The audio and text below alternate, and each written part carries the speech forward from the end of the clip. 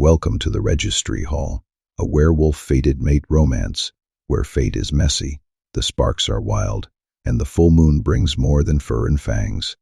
There is snark, steam, and a mate bond, neither of them asked for, but cannot escape. Buckle up, pack. From haunted hearts to ancient curses, you will find stories here that pull you in and do not let go. If you are into tales that twist the real and the unreal, you are in the right place. Nyxen Audiobooks.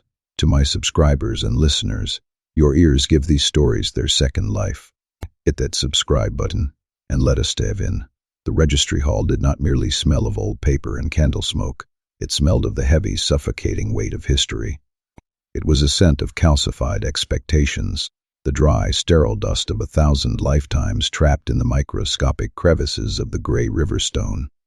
The masonry, hauled from the freezing, turbulent depths of the valley floored generations before the first recorded ancestor, felt almost sentient under one's fingertips, cold, unyielding, and perpetually damp. The hall was a narrow, claustrophobic throat of architecture, stretching upward into such dizzying, abyssal gloom that the rafters were lost, swallowed by the shadows, as if the building were trying to hide its own structure from the light. Candles, thick as a man's forearm and weeping waxen tears. Down iron wall brackets flickered in a rhythmic, hypnotic dance.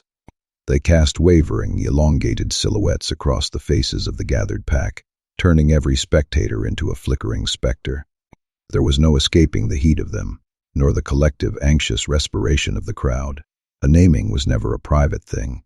It was a communal consumption, an event that demanded the pack's presence, as if the weight of their collective gaze were required to anchor the stone's verdict. Kendrick stood near the rear, his spine rigid, his boots pressing into the uneven, polished floor. The air was thick with the scent of wet wool, nervous sweat, and the sharp, metallic tang of fear, an olfactory tapestry that made the skin prickle. He reached deep within himself for a sense of equilibrium, seeking the familiar anchor of his mother's presence. He did not need to see her to know she was there. Even amid the oppressive clouds of beeswax and stagnant dust, he could isolate her frequency, the faint, comforting musk of pine sap, and the yeasty, wholesome warmth of fresh-baked hearth bread. It was the scent of his childhood, a tether to a life that felt like it was ending the moment his palm touched that black slab. "You are sweating again," a soft, teasing murmur drifted to him. Dorian. His shadow, his brother in all but blood, the boy who had been his companion since they were clumsy pups tripping over oversized paws and tangled ears. Dorian leaned against the stone wall, his body posture a mockery of the solemnity others performed. He was terrifyingly, infuriatingly loose. His hands shoved deep into his pockets as if he were waiting in the cool autumn air for a meal, not for the definitive, life-altering judgment of the registry. "I am not sweating," Kendrick hissed, his voice barely audible over the crackling of wicks. "You are dripping, Ken," Dorian chuckled, a low, melodic vibration. "You have got that look. I can see the gears turning. You are calculating the distance to the threshold, are not you? You are about to bolt." "Shut up," Kendrick snapped, though there was no malice in it. "I am not going anywhere." "Of course you are not," Dorian countered, his grin softening, his eyes twinkling with a kindness that felt like a lifeline. "The whole pack is watching. Your reputation as the heir apparent, the future alpha. You would never live down a flight from the registry. It is just a name, man. You read it, you commit it to memory, and then we go home to feast. It could be anyone trapped in that stone. A girl from the southern ridge, a baker's daughter, even that mousy girl from the infirmary. It is all a roll of the dice." At the front of the hall, the registry loomed. It was an exercise in profound disappointment, a physical manifestation of the gap between myth and reality. For 18 years, Kendrick had fueled his imagination with tales of the stone. He had envisioned a glowing, celestial relic, an altar of cosmic power. In reality, it was a slab of basalt, ink black and polished by the touch of centuries, resting horizontally on a rusted iron skeletal frame. It was unadorned, save for the cryptic, jagged runes etched into its perimeter, script so ancient and perverse that it defied the logic of any known alphabet. Beside it stood the keeper, a woman whose skin looked like parchment stretched too thin over a brittle frame. Her eyes were clouded with the milky film of extreme age, yet they seemed to catch the candlelight with a predatory focus. Her voice when she spoke was the terrifying sound of autumn leaves skittering across a tombstone. "You place your palm here," she had droned to them with a small, wide-eyed children being paraded through the hall, forbidden from touching the dark, humming surface. "You speak your name into the stone. You offer the truth of your existence, and the stone provides the name of the one carved to match the rhythm of your soul. The card is absolute. It is the final verdict of the universe. It does not lie, it does not negotiate, and it does not change. Whatever is written on that card is your reality until the day your heart ceases to beat." The line flowed forward, a slow, grim procession.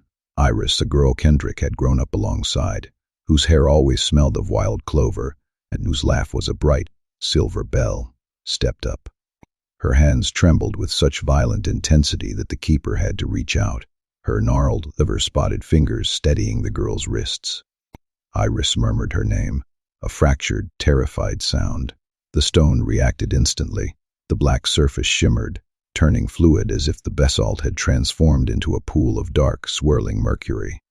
Ripples emanated from the point of her contact, distorting the light, before a slot in the iron frame groaned, a mechanical, metallic sigh, and ejected a card. It was pale cream, the edges kissed by an iridescent silver that seemed to catch the light and hold it hostage. Iris snatched it, read it, and the scream of terror that had been building in her throat dissolved into a sob of profound, dizzying relief. She clutched the card to her chest, her face illuminated by a sudden radiatory joy. The crowd hummed, a low, collective vibration of approval. Somewhere, a boy in the third row blushed, his ears turning a bright, telltale scarlet as the secret of their matching was revealed. One by one the others went. One by one the pale cards emerged. Names, some strangers, some known, some surprising, were revealed in that thin, elegant silver script that no human hand could ever hope to replicate. Kendrick watched the process with a hollow, growing ache in the pit of his stomach. Each time the stone rippled, his heart seemed to climb higher, clawing at his throat, a trapped bird desperate to escape. "Dorian," the keeper rasped, the sound cutting through the ambient noise like a serrated knife. Dorian cast one last, irreverent grin toward Kendrick and stepped into the light. He placed his hand on the black stone with the casual grace of one patting a favorite hound. "Dorian," he said, his voice steady, unbothered, and entirely devoid of the fear that was currently liquefying Kendrick's resolve. The stone rippled, the card emerged. Dorian took it, his eyes skimming the script. The easy, habitual smirk did not just vanish, it melted, replaced by a look of such raw, vulnerable tenderness that it stole the very air from Kendrick's lungs. "Who?" Kendrick whispered, his voice failing him. "Who is it?" Dorian did not answer. He shook his head slowly, a dazed, beatific expression on his face, and stepped back into the shadows, clutching the card so tightly his knuckles turned white, as if he feared it might sprout wings and flee. "Go on," he choked out, his eyes glassy. "Your turn." "Kendrick." The keeper's voice sounded like a death knell. It did not sound like his name. It sounded like an accusation. Kendrick walked those final steps, his legs feeling like they belonged to a stranger, heavy and disconnected from his core. The hall had fallen into a deafening, expectant hush. It was not silence, it never was, but it was a thick, viscous quiet, the sound of 1,000 people holding their breath, waiting for the future Alpha's destiny to be carved into the air. He could hear the candles now, a chorus of tiny, frantic hisses as they fought the draft. He reached the slab. The stone was warm, unsettlingly so. It felt like living flesh, pulsing with a slow, deep, subterranean rhythm. "Kendrick," he whispered. His voice betrayed him, cracking on the second syllable. He felt a sudden, fierce anger at his own fragility. The stone rippled, but this time, it was different. He felt the sensation travel up his arm, a low-frequency hum that vibrated through the marrow of his bones, settling behind his teeth like a metallic tang. The runes along the edges flared with a brief, blinding light, a cold azure hue that momentarily bleached the color from the room. Slot in the iron frame sighed. a sound that felt more like a warning than a conclusion. The card slid out. Kendrick picked it up. It felt right. The weight of the heavy cream-colored stock, the texture of the vellum, the faint, silver-edged sheen. He turned it over, his eyes darting to the center, to the space where the names of Iris and Dorian had been waiting. Nothing. He blinked. A sharp, frantic movement. He flipped the card over, checking the back, though he knew better. They were always blank. He turned it back to the face, holding it up until his knuckles were inches from the flame of the nearest candle. The heat singed the fine hairs on his skin, but he did not recoil. He stared at the cream surface, waiting for the silver script to bleed into existence, waiting for the ink to darken with his fate. I think it did not work," he muttered, his voice sounding thin, alien, and brittle. "I think the stone missed. Can I go again?" "Please." The stone clearly. "It worked," the keeper said. The old woman had gone, for the first time in his memory, perfectly, deathly still. Her milky eyes were not looking at the card. They were fixed on his face, and there was an expression in her ruined ancient features, a mixture of profound pity and something indistinguishable from horror, that he knew he would be cursed to carry until the day he died. "Place your hand again," she commanded, her voice barely a whisper. "Speak your name again. Be certain." He obeyed, his hands trembling with a violence that made the card rattle against his palm. "Kendrick," he said, the word a prayer, an entreaty. The stone rippled. The runes flared with that same sickening blue light. The slot sighed. A second card slid out, pale, silver-edged, blank. Behind him, the silence was shattered. The shift in the crowd was immediate, a wave of unease that rippled through the hall like a sudden gust of icy wind through a wheat field. Whispers broke out, cascading from the front row to the back. "Blank. It is blank. There is nothing on his card." Then the voice he longed for, his mother's, pierced the din. Was a sharp, jagged sound, saying his name, Kendrick, but the tone was stripped of its warmth. It was the tone of someone witnessing a funeral. "It happens," the keeper said, her voice projecting to the rafters, though her eyes remained locked on him. "Rarely, infinitesimally rarely, but it happens. What does it mean?" Kendrick's throat felt as though it were lined with the very dust of the river stone. A blank card. What does it actually mean? The keeper lingered, the silence between them stretching into an eternity, punctuated only by the rhythmic, mocking hiss of the candles. "It means the stone has no name to give you," she replied, her words heavy and final. "It does not mean you are without a mate, child. It only means that the stone, for reasons it does not choose to disclose, cannot see them. There is a profound difference." She leaned closer, her breath smelling of bitter herbs and dust. "Though I will not offer you the comfort of a lie, in all my years as the keeper, I have witnessed this only twice, and in both instances, history has been silent as to their conclusion." Kendrick stood at the precipice of his life, a blank card in each hand. The entire pack was staring at his back with a mixture of pity and terror. A candle smoke clung to his throat, a suffocating shroud. Behind him he could hear the muffled, joyous whispers of those who had found their matches, could hear Dorian, still clutching his, lost in the discovery of his own future. He felt a cold, crystalline realization solidify within him, a thought so clear, so freezing, that it felt like an icicle, piercing his heart. The alpha with no mate, he was the strongest, the most capable, the most driven of his year. It had been an unspoken certainty that he would lead the pack to its next epoch. And here he was, the only one of them walking away with nothingness in his hands. He squeezed his fingers, the edges of the thick, cream-colored cards biting into the flesh of his palms, drawing tiny, crimson crescents of blood. He did not bolt.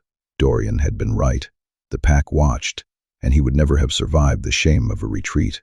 Instead, he leveled his jaw, lifted his chin, and turned. He walked the long, narrow aisle. He moved through the sea of staring eyes, his face a mask of unyielding stone, a composure so complete that not one person could perceive the internal wreckage. He did not stumble. He did not look down. That was the day Kendrick learned the most vital lesson of his life, how to carry a void in front of an audience without letting a single soul see the weight. He would go on to be a masterful leader, a man of power and resolve. He would get very, very good at hiding the truth. 10 years is a long time to carry a thing in your hands. It is a weight that shifts with the seasons, growing heavy in the dead of winter, and sharp as a stone in the heat of summer. Kendrick had learned to set it down, mostly. You could not run a pack while clutching an old, festering wound to your chest. The pack could smell weakness the way they could smell rain coming, a metallic tang in the air that spoke of secrets tucked away and nerves frayed thin. An alpha who bled where they could see it did not stay alpha long. The structure of the pack demanded foundation of granite, not a man built of crumbling fissures. So he had folded the blank card into the bottom of a cedar-lined drawer in his father's heavy oak-paneled desk, burying it beneath tax rolls and land treaties. He had folded the rest of it down somewhere deeper still, locked behind ribs that felt more like iron bars than bone, and he had gone to work. The work, at least, never ran out. It was a relentless, grinding engine of survival. He woke before the sun, the way he always had, his internal clock tuned to the precise moment the horizon turned the color of a bruised plum. The Alpha's house sat on the high ground at the north edge of the territory, a sprawling ancestral lodge of blackened timber and river-smooth stone that his grandfather had raised with his own 2 hands. From the back porch, Kendrick could see nearly the whole valley laid out like a tapestry of duty, the river running silver through the middle of it, catching the nascent light, the scatter of houses along its banks, each chimney coughing the first gray ribbons of morning, the long, dew-slicked meadow where the pups trained against the wooden dummies, and the dark, forbidding line of forest climbing the far ridge where the wild edges of the world began. All of it his to keep, his to feed, his to defend. He stood out there most mornings, the mountain air biting at his skin, with a cup of coffee going cold in his hand. He counted the valley like a miser counted coins, cataloging the rooftops and the fences, just to be sure none of it had gone missing in the night during his watch. "You were up early," Dorian said, his footsteps heavy and familiar on the weathered floorboards behind him. "Or you never went to bed. It is getting harder to tell with you anymore, Kendrick. You look like you have been carved out of the very wood you are leaning on." Kendrick did not turn around, his eyes fixed on the shivering surface of the river. "I slept."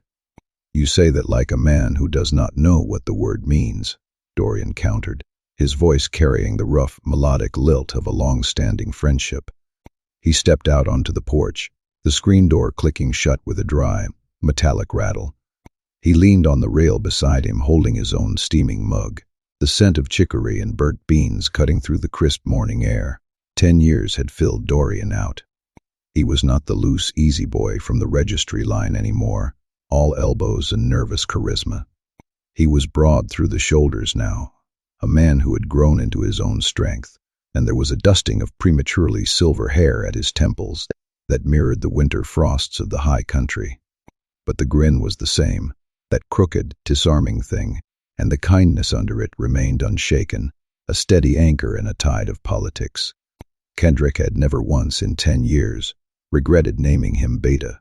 In a world of wolves, Dorian was the only one who did not want something from him. "Border report," Dorian said, his tone shifting from casual to tactical. "You want it now, or after you have finished pretending that coffee is still warm?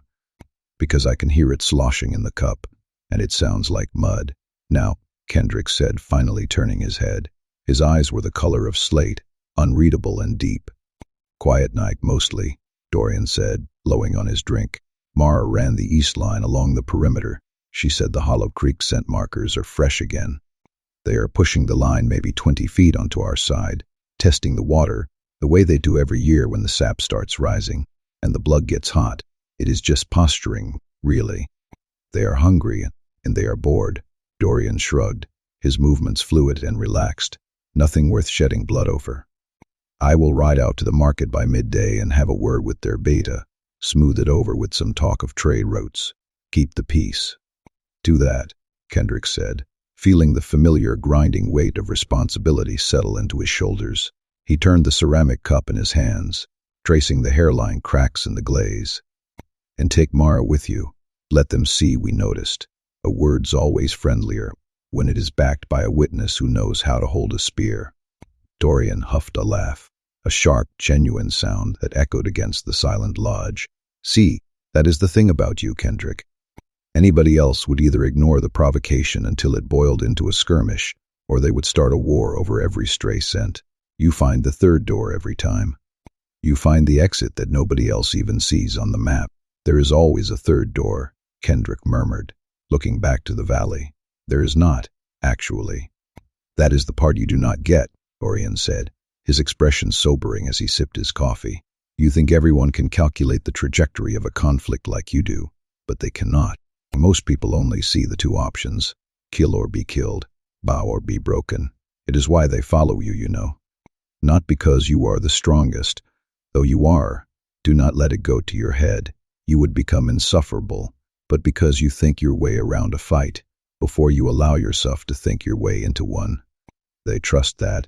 A pack that trusts his alpha's head sleeps easily at night. Kendrick did not answer. He was watching a thread of wood smoke rise from one of the houses down by the river.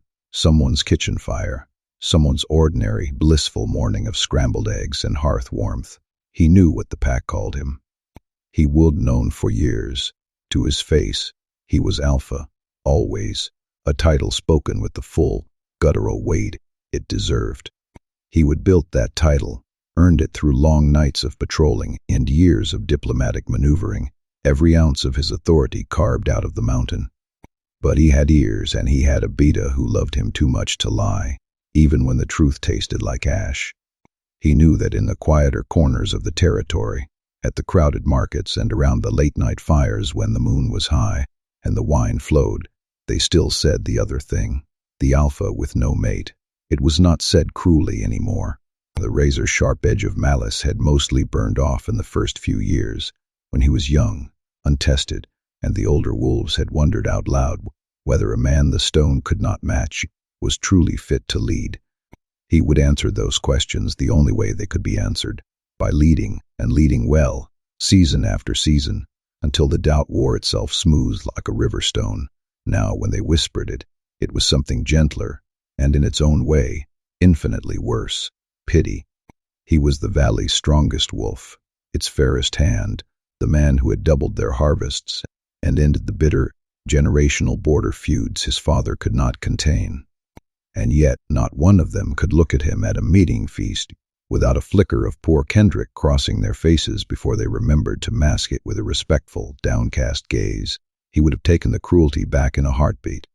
At least with cruelty you had a target, a reason to bare your teeth. You could fight cruelty. Pity was a ghost. It drifted through the air, untouchable and suffocating. You are doing it again, Dorian said, his voice dropping an octave. Doing what? The thing where your face goes flat, and you disappear behind it. I have known you 30 years, Kendrick. I can see the door close from all the way over here. It is like watching a drawbridge pull up. I am thinking about the Hollow Creek line, Kendrick said, his voice clipped. You are thinking about a feast and a card, Dorian countered, his tone devoid of humor now. He was the only one in the world who dared to challenge him like this. It is the coupling next week. That is all this is. Every year as the date approaches, you go somewhere I cannot follow, and every year you come back looking like something died inside you. I have let you do it because you are my Alpha, and it is not my place to drag you out of your own head, but it is me, Kendrick. So I will say it just once, and then I am done. Dorian set his mug down on the railing with a loud clack. You built all of this without the thing the stone promised everyone else. There is not a wolf in this valley who eats or sleeps safely that does not owe their life to you. Whatever that blank card was supposed to mean, it was wrong about you. Look at what you have made. If you are not complete by the stone's definition, then the stone is a fool. Kendrick was quiet for a long moment, the wind whistling through the eaves of the lodge. 2 cards, he said finally, his voice barely audible. I made the keeper run the ritual twice. You remember? I remember, Dorian sighed. Both blank. The stone does not make mistakes, Dorian. 300 years of ceremony, and it never once cast a dud. It gave Iris her Tomas, and it gave you your Lena, and it has never, not once, failed. It reads the blood, the soul, it knows the path. Kendrick leaned forward, ripping the railing until his knuckles turned white. So, I am left with 2 possibilities. Either I am the one wolf in 300 years, The stone could not match, which means there is something fundamentally off in me, some hollow space where the connection should be, or my mate is someone the stone is simply not able to see. And I have spent 10 years obsessing over which of those two truths is worse. Dorian opened his mouth to interrupt, but Kendrick held up a hand. Do not, Kendrick said, not unkindly. I am not asking you to fix it. You cannot. That is not why I keep you around. A flicker of a weary smile touched his lips. I keep you around because you are the only one who will tell me when I am wrong about a border, because you make terrible error coffee and bring it to me anyway, and because 30 years ago, you were the only boy in a nervous line who looked at a sweating, terrified kid and said, relax. It is just a name. In my defense, Dorian said, leaning back with a wry smirk, for everyone else, it really was just a name. For everyone else, it was, Kendrick agreed, his gaze softening. Down in the valley, a door opened. The miller's house, he noted, and a clutch of pups spilled out into the meadow like spilled seeds. They were shrieking with delight, chasing each other through the long golden-tipped grass. In the first real light of the morning, Kendrick watched them, his chest aching with a complex, tangled emotion. This was the part he never said out loud, not even to Dorian. It was not the loneliness exactly that tore at him during the couplings. He had made his peace with the idea of eating alone. It was the pups. It was the crushing weight of knowing that every single wolf down there would eventually stand in the Registry Hall, watch their children walk that holy aisle, and see them return with a name, a destiny, a partner. He would stand at the back of that same hall, the Alpha, honored and respected, having given this whole valley a future that included no piece of his own. He was the architect of their happiness, yet he was an exile from the very joy he protected. They are up early too, he said, his voice thick. Everybody's up early. It is spring. Even the things that they should know better, Dorian said, pushing off the rail. He clapped a hand on Kendrick's shoulder, a grip of solid grounding weight. It was the only time he dared, and only when they were sure of their privacy. Eat something, Kendrick. You hold court at noon, and the Palin brothers are still feuding over that timber claim. If you go in there hungry, you will let one of them keep an arm he does not deserve just because you are tired of listening to them screech. I would never lose my temper like that. You would. You are soft when your belly is empty. It is a tragic, ridiculous flaw in an otherwise terrifying man. Dorian turned toward the door, already heading inside. I will go find Mara. We will handle the border. Try to remember that you are actually allowed to sit down sometimes. You are not a statue. Kendrick stayed on the porch for a long while after Dorian disappeared. He finished the cold, bitter coffee in one long pull, letting the sharp flavor ground him. He watched the pups run themselves dizzy in the meadow until their mothers whistled them in for the morning meal. He watched the smoke rise from the kitchen fires, the heartbeat of the pack, and the river run its same silver course, a constant that had existed long before his grandfather raised these timbers, and would continue long after Kendrick was nothing but bones in the high ground. He was 28 years. He was the strongest wolf in the fairest hand the valley had known in living memory. His people slept safely because of the way his mind worked around a fight, because he chose the third door every single time. They would follow him into the jaws of hell, and they pitied him for the space in his life, and he would let them because a good alpha let his pack feel whatever they needed to feel, as long as it kept them whole. Then, with the precision of a man who had mastered his own soul, he set the empty cup on the rail. He squared his shoulders, feeling the weight of the valley upon them, and he went inside to settle a feud over timber. The east border of the valleys ran in a smooth, sinuous line along the banks of Hollow Creek, a waterway that never quite stopped murmuring even when the rain had long since gone. The creek's surface caught the morning light and a thin ribbon of silver, and the air was thick with the deep green perfume of old-growth forest, a blend of damp bark, sweet-scented moss, and the faint, metallic tang of decaying leaves that had been pressed into the loam for years. Mara moved. Methodically, her paws silent on the soft, spongy earth, she set the scent markers that Dorian had taught her to use. Each marker was a small bundle of pine needles and crushed herbs, pressed into the soil in a precise little mound that would tell any passing wolf that this stretch of creek belonged to the pack. Halfway through arranging the third marker, something different slipped into her nose. an odor that did not belong to any wolf she knew. It was not the sharp, iron-kissed musk of a rival pack, the warning scent of a predator, nor the familiar pine and earth tang of the forest itself. It was older, more layered, like the memory of a fire that had burned long before any wolf in the valley had taken its first breath. It rose up the creek path on 2 human feet, steady and unhurried, as if the very ground beneath those steps were humming in recognition. Mara froze, every hair on her snout standing at attention. The forest seemed to hold its breath with her. A distant woodpecker's tap fell silent, and a soft rustle of leaves lingered in the cool air like a prelude to a song. "Hole," she called, her voice low but firm, and the other border wolf, young Wren, still green-tailed and eager, skidded to her side, his flank brushing hers as he lowered his head. Someone's coming up the path.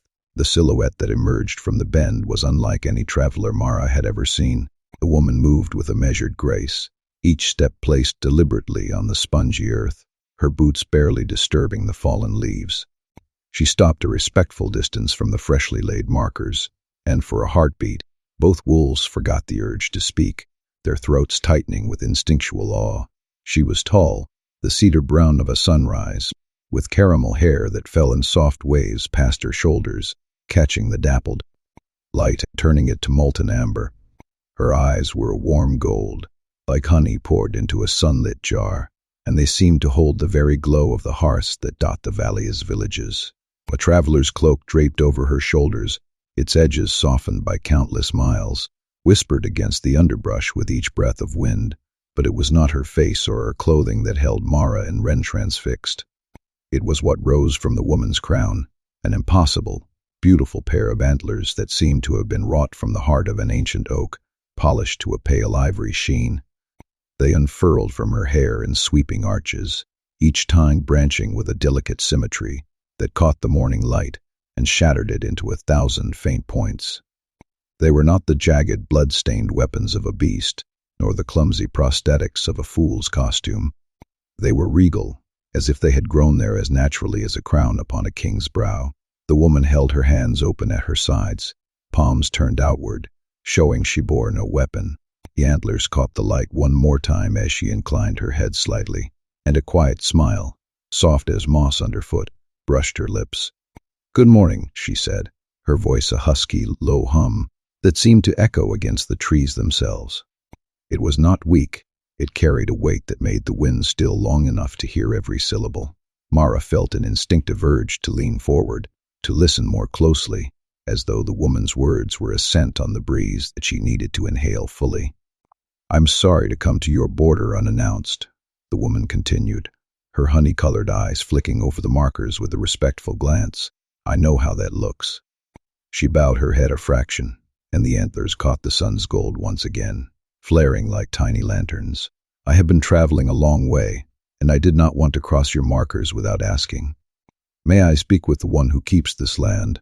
Wren's hand twitched toward the horn at his belt, the polished ivory that gleamed like a promise. Mara's fingers, steady as the old stones of the border, caught his wrist with the tip of 2 forepaws. She glanced at the stranger, eyes narrowed just enough to show a spark of warning, but her voice remained calm. "You will speak with me first," she said. "What are you?" A flicker passed over the woman's golden eyes, a flicker not of offense, but of a tired, weary kind of patience that comes from having asked the same question too many times, on too many roads. "Wolf," she replied, the words falling from her lips as plainly as if she were naming the sky. "Wolf and the old forest stag both. There are not many of us left." "I find it easier to say it plainly than to make people guess." She let a small, soft smile curl the edges of her mouth. "You are wondering if the antlers are real. They are. They come with me, whichever shape I wear. Look closer if it will set you at ease." "I do not mind." Mara did not move a step closer. Yet the softened scent of the forest, rich, loamy, alive, reassured her, and the wolf inside her, which had been bristling moments before, now hushed to a state of curious attention. "You have come a long way for a reason," Mara urged, her voice a quiet growl that fluttered along the edge of the breeze. "Say it." The woman reached slowly into her cloak, her fingers brushing the worn fabric as if it held some secret rhythm she could feel through the threads. She drew out a small, pale card, its surface smooth from years of handling. The edges were silvered, the corners rounded, the paper soft as a thistledown that had been guarded for a decade. "My name is Aspen," she said, holding the card aloft as though it were a relic. 10 years ago, the stone in the PAX Registry Hall gave me this. There is a name on it." She tilted the card so the light caught the faint silver script embossed upon it, the letters so fine they seemed to be etched by moonlight. "I have searched 10 years to find the man it belongs to. Every valley, every pack, every registry hall that would let a stranger ask. 3 weeks ago, in a market 2 ridges south, an old trader told me there was an alpha in this valley, whose stone never matched the card, a man with a blank card. So I came to ask whether the name on mine might be his." Mara took the card with a reverence that felt almost ceremonial, her paws cradling it as though it could shatter under the slightest pressure. She turned it over, the light playing across the tiny letters, and read. She read once, each curve of the script, each silver loop, and then again, as if confirming a whispered prophecy, "Kendrick." The name struck her like a sudden gust to the canopy, cold and electric, racing down her spine. She had served the pack her whole life, and that name was the one that haunted the quiet corners of the council's halls, the one spoken only when the wind turned uneasy. Wren looked at her, eyes wide, searching for any sign of a ruse. "Wren," Mara whispered, voice barely a breath. "Run." "What?" Wren began, his breath catching in his throat. "Run to the Alpha's house. Now. Do not stop for anyone." She pressed the card back into Aspen's waiting hand, her clawed fingers lingering on the paper as if it might burn. "You, Aspen, you wait here. Do not cross the markers. Do not follow him. Wait right where you stand, and I will stay with you. Do you understand?" "I understand," Aspen said, folding the card back against her chest, the way a person clutches a talisman that has become part of their skin. Her soft smile returned, but this time a tremor lived just beneath it, like a leaf quivering before a storm. "I have waited 10 years. I can wait a little longer." She pressed the card to her heart. Does he keep this land? The one with the blank card? Is he real?" "He is real," Mara replied, her voice steadier now. "Stay here." Wren, already a blur of movement, sprinted across the meadow, his lean form cutting through the dew-slick grass toward the high ground where the Alpha's lodge perched like a lone sentinel. In the packed wood office of the pack's leader, Kendrick sat behind a low table littered with maps and old stones. The Palin brothers, both broad-shouldered, both nursing an old grudge that never quite left their shoulders, had just left, their voices echoing down the hall as they argued over a timber dispute that had dragged them both into the same cursed line of accusation. Their departure left a hollow thrum in the room, a silence that seemed to gather dust on the edges of the firelight. The door burst open with a sharp rap, the wood splintering under the sudden force. Kendrick was already up on his feet before the door could finish its swing. 10 years of being Alpha had taught him that hesitation could be fatal. "Wren," he called, his voice a deep rumble that resonated through the beams. He took in the boy's heaving chest, his wild eyes wet with sweat, the tremor in his voice that betrayed something more than a simple border alarm. "What is wrong, Border?" "There is a," Wren panted, words spilling out like a broken pipe. "A woman, East Line, Hollow Creek. She came up the path on foot, alone. She is Alpha. She has got antlers, real ones, in her human shape." "I have never," he clutched at his throat as if trying to swallow the absurdity. "Mara says Stagwolf. She says it is a real thing." "Slow down," Kendrick commanded, holding up a hand, eyes narrowing. He pressed his palm to his chest, feeling the steady thump of his own heart, the same heartbeat that had paced this valley for a decade. "She has got a card." Wren straightened, the words dropping like stones. "A make card, 10 years old. She has been carrying it for 10 years, saying she has searched everywhere for the man whose name's on it." He swallowed hard, the taste of iron striking his tongue. Mara read it. "She told me to run. Alpha. She said your name's on it. She said the name on the card is yours." Kendrick's breath caught, his hand tightening around the edge of the table. The firelight caught the edges of his beard, making it appear as a halo of ash. The room grew still, the only sounds the low crackle of the hearth and the distant hoot of an owl perched on a pine branch outside. Dorian, the beta, had been leaning against the far wall, arms crossed, observing the dispute earlier with a wry smile. Now his posture had collapsed. His arms fell to his sides. His shoulders slumped as he stared at the floor, as though trying to read something written on its worn boards. "Say that again," Kendrick said, his voice flat, like the quiet that follows a shutter closing. Yet beneath that flatness, something shifted, a tremor that had not been felt in 30 years.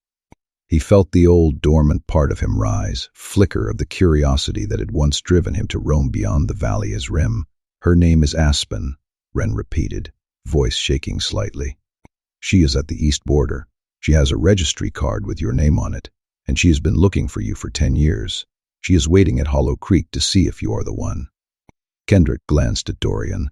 The beta drew a slow, measured breath, his eyes lifting to meet Kendrick's, empty, expectant, almost pleading. "It is not possible," Dorian managed, voice barely above a whisper, each word feeling like a stone placed in a deep well. "The stone gave you nothing, twice." "I was there. I watched. It gave me nothing," Kendrick replied slowly, each syllable a weight dropping onto his shoulders. "It never said anything about what it gave somebody else." He stared at the heavy wooden door, his mind turning over the memory of the stone's cold, unyielding surface, the way it had seemed to swallow any hope that was placed upon it. The thought of a name hidden on a blank stone, a secret that had gnawed at him since he had been a pup, now surged forward like a wave crashing against a cliff. He moved toward the doorway, hand grasping the iron hinges, and then paused, his fingers tightening on the metal, as if he could feel this pulse of the pack through it. He could see the faces of the pack in his mind, elder wolves, lithe hunters, the cubs who would yet to know the taste of the hunt. He could hear the soft rustle of leaves, the low song of the creek. He could smell the pine sap that clung to his fur. And within all that, the possibility that this stranger, this aspen, this stag wolf, might be the answer to a question that had haunted his nights for a decade, or the cruelest trick the world could play on him. "Get my horse," he said, voice now barely a murmur, as if not wanting to shatter the fragile quiet. And Dorian, he turned back, his gaze lingering on the crack of the door as though hoping it might reveal the world beyond. A flicker of hope sparked, bright and terrifying. "If this is real," he whispered, "if she is real." "I know," Dorian answered, his voice softer than a breath. "I do not even know what to say." "I know," Kendrick repeated, the words like a mantra shaping his next steps. "Go." Mara kept her eyes on Aspen, the woman's antlers catching a stray sunbeam that turned the ivory tips into something almost glowing. The wind rose a fraction, rustling the leaves above, and a single crimson leaf drifted down, landing softly on the card held in Aspen's hands. The grainy bark of a nearby tree seemed to pulse with life, as if the forest itself was listening. The woman's honey-gold eyes never left Mara's. "Will you wait?" she asked quietly, the plea woven into the gentle timbre of her voice. Mara's jaw tightened. The wind sang through the pines, a low chorus reminding her of the countless nights she would stood watch over this border, keeping the valley safe. "I will," she said, her own voice a low growl that seemed to echo off the water. "But you must not move, not a step." Aspen gave a small nod, fingers trembling as she pressed the card to her chest once more. She inhaled deeply, the scent of the forest filling her lungs, scent of damp earth, pine, and something older, like the memory of a world before wolves learned to speak. "Thank you," she whispered. "Whatever happens, I am grateful." Mara turned away, letting the wind carry the words back into the trees. She glanced over her shoulder toward the rising shape of the hill where Kendrick's lodge loomed. The path up was steep, edged with bristling ferns that seemed to whisper warnings to anyone who dared tread them. Her ears pricked at the faint sound of hooves. Somewhere in the distance, the rhythmic thud of a horse's hooves rolled up the meadow. Wren's return. She stood there, fur bristling, wolf's instincts humming through her veins, as the forest seemed to hold its breath with her. The scent of shafts of light breaking through the canopy fell on her coat, warming her fur.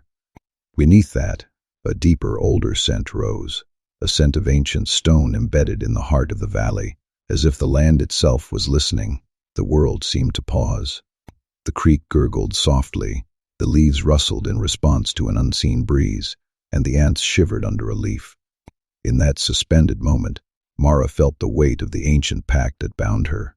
The pack, the land, and this stranger, a stag wolf, together. Soon after, the sound of hooves came closer, the rhythm growing louder, draining the silence in a rush of urgency. Ren galloped up the hill, his breath ragged, his eyes wide with a mixture of fear and resolve. He slowed as he reached the border marker, panting, eyes flicking between Mara and the approaching path. "It is the Alpha," he gasped. He is heading down the creek. He left the lodge faster than a spring storm. Mara's ears prickled at the wind's direction. She looked back at Aspen, caught the faint twitch of the woman's shoulders. The card still pressed to her heart, a beating reminder of hope, of the promise that perhaps this would be more than a trick. "Stay here," Mara commanded, voice soft but ironclad. "Do not move until I come back." Aspen's eyes fluttered shut for a heartbeat, a silent prayer escaping her lips in a barely audible sigh. Mara's paws sank into the soft earth as she turned and raced down the path, the scent of the creek guiding her steps. The forest seemed to hush, as if aware of the chase that was now set in motion. Her heart hammered against her ribcage, each beat echoing the surge that surged within the pack's ancient rhythm. She reached the ridge just as the first light of dawn turned the sky from a deep indigo to a fierce lavender. Below her, the creek's water glistened, rippling like a vein of liquid crystal. At the far bank a lone figure stood, tall as the pines, antlers catching the new sun, eyes like polished amber. It was Aspen, her figure framed by the mist that rose from the water. Kendrick rode in on a black stallion, his cloak fluttering like a banner, his eyes burning with a fury that was both rage and relief.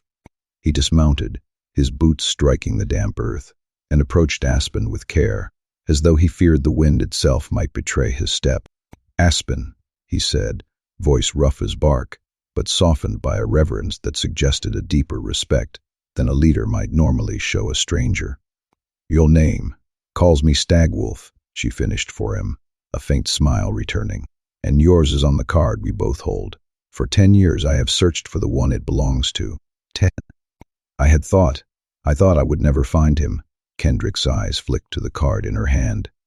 He took a step closer, the antlers of his own crown. His own trembling memory of heritage whispered in his thoughts. He lowered his head, allowing his breath to mingle with hers. "You've been looking for me," he murmured. "All these years." "Yes," Aspen whispered back. "All these years." The wind shifted, rustling the leaves, as the two figures, human and wolf, stood there at the crested hill, the valley below awash in the first light of a new day.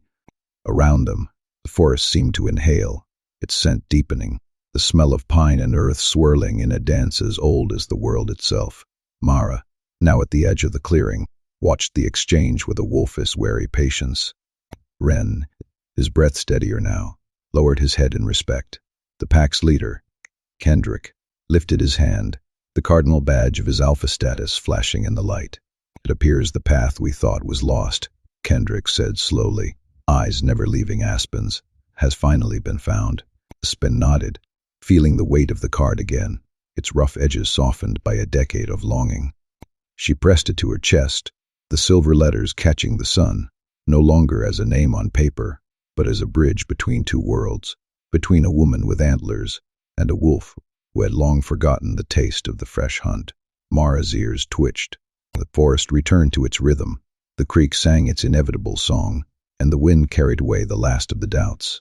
The border markers that had stood for so long seemed to glow softly, as though acknowledging the new promise that had been made in their shade.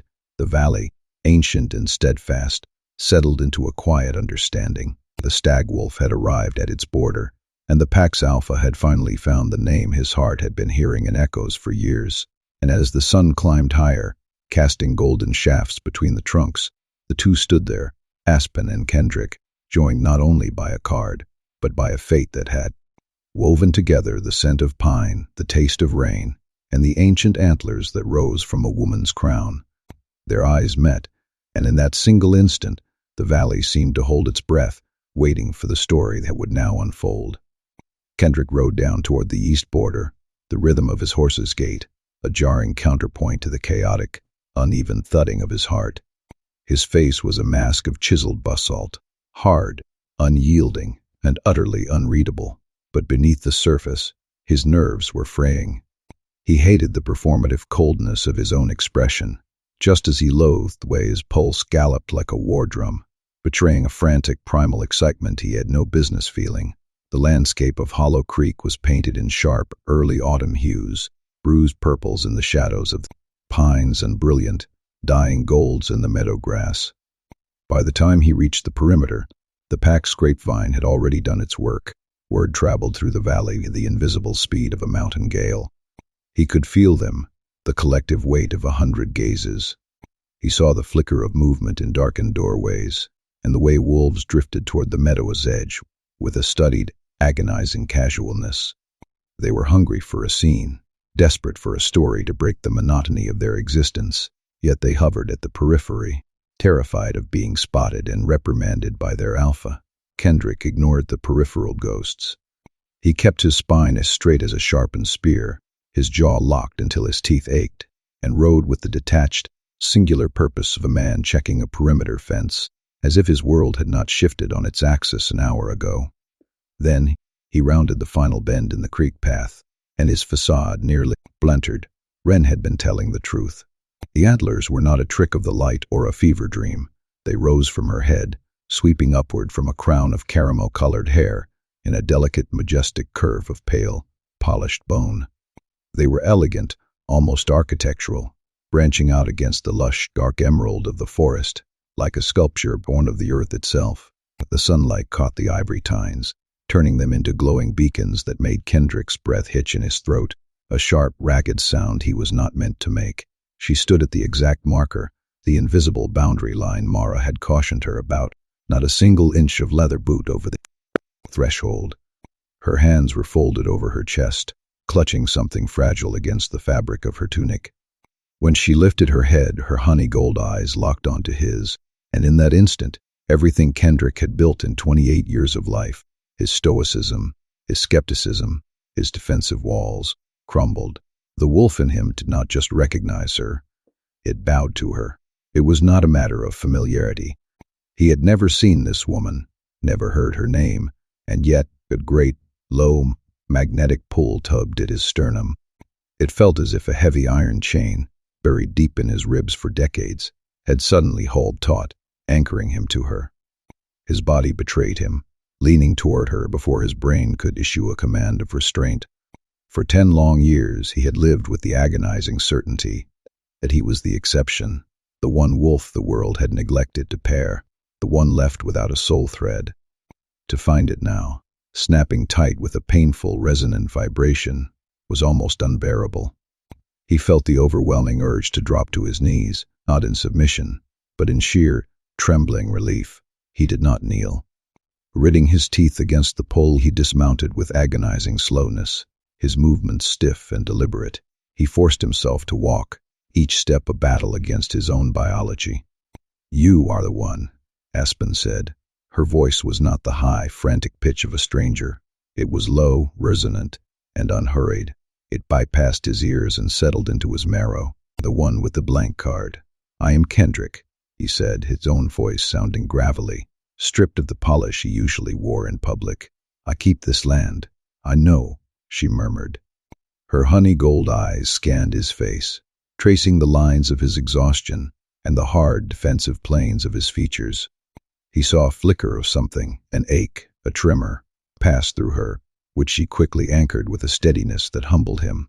"I have been looking at the idea of you for 10 years. It is strange, seeing where the idea was standing all along." She extended her hands, offering the cream-colored card with both palms, as one might offer a canteen of water to a man dying of thirst in the dunes. "I think this is yours."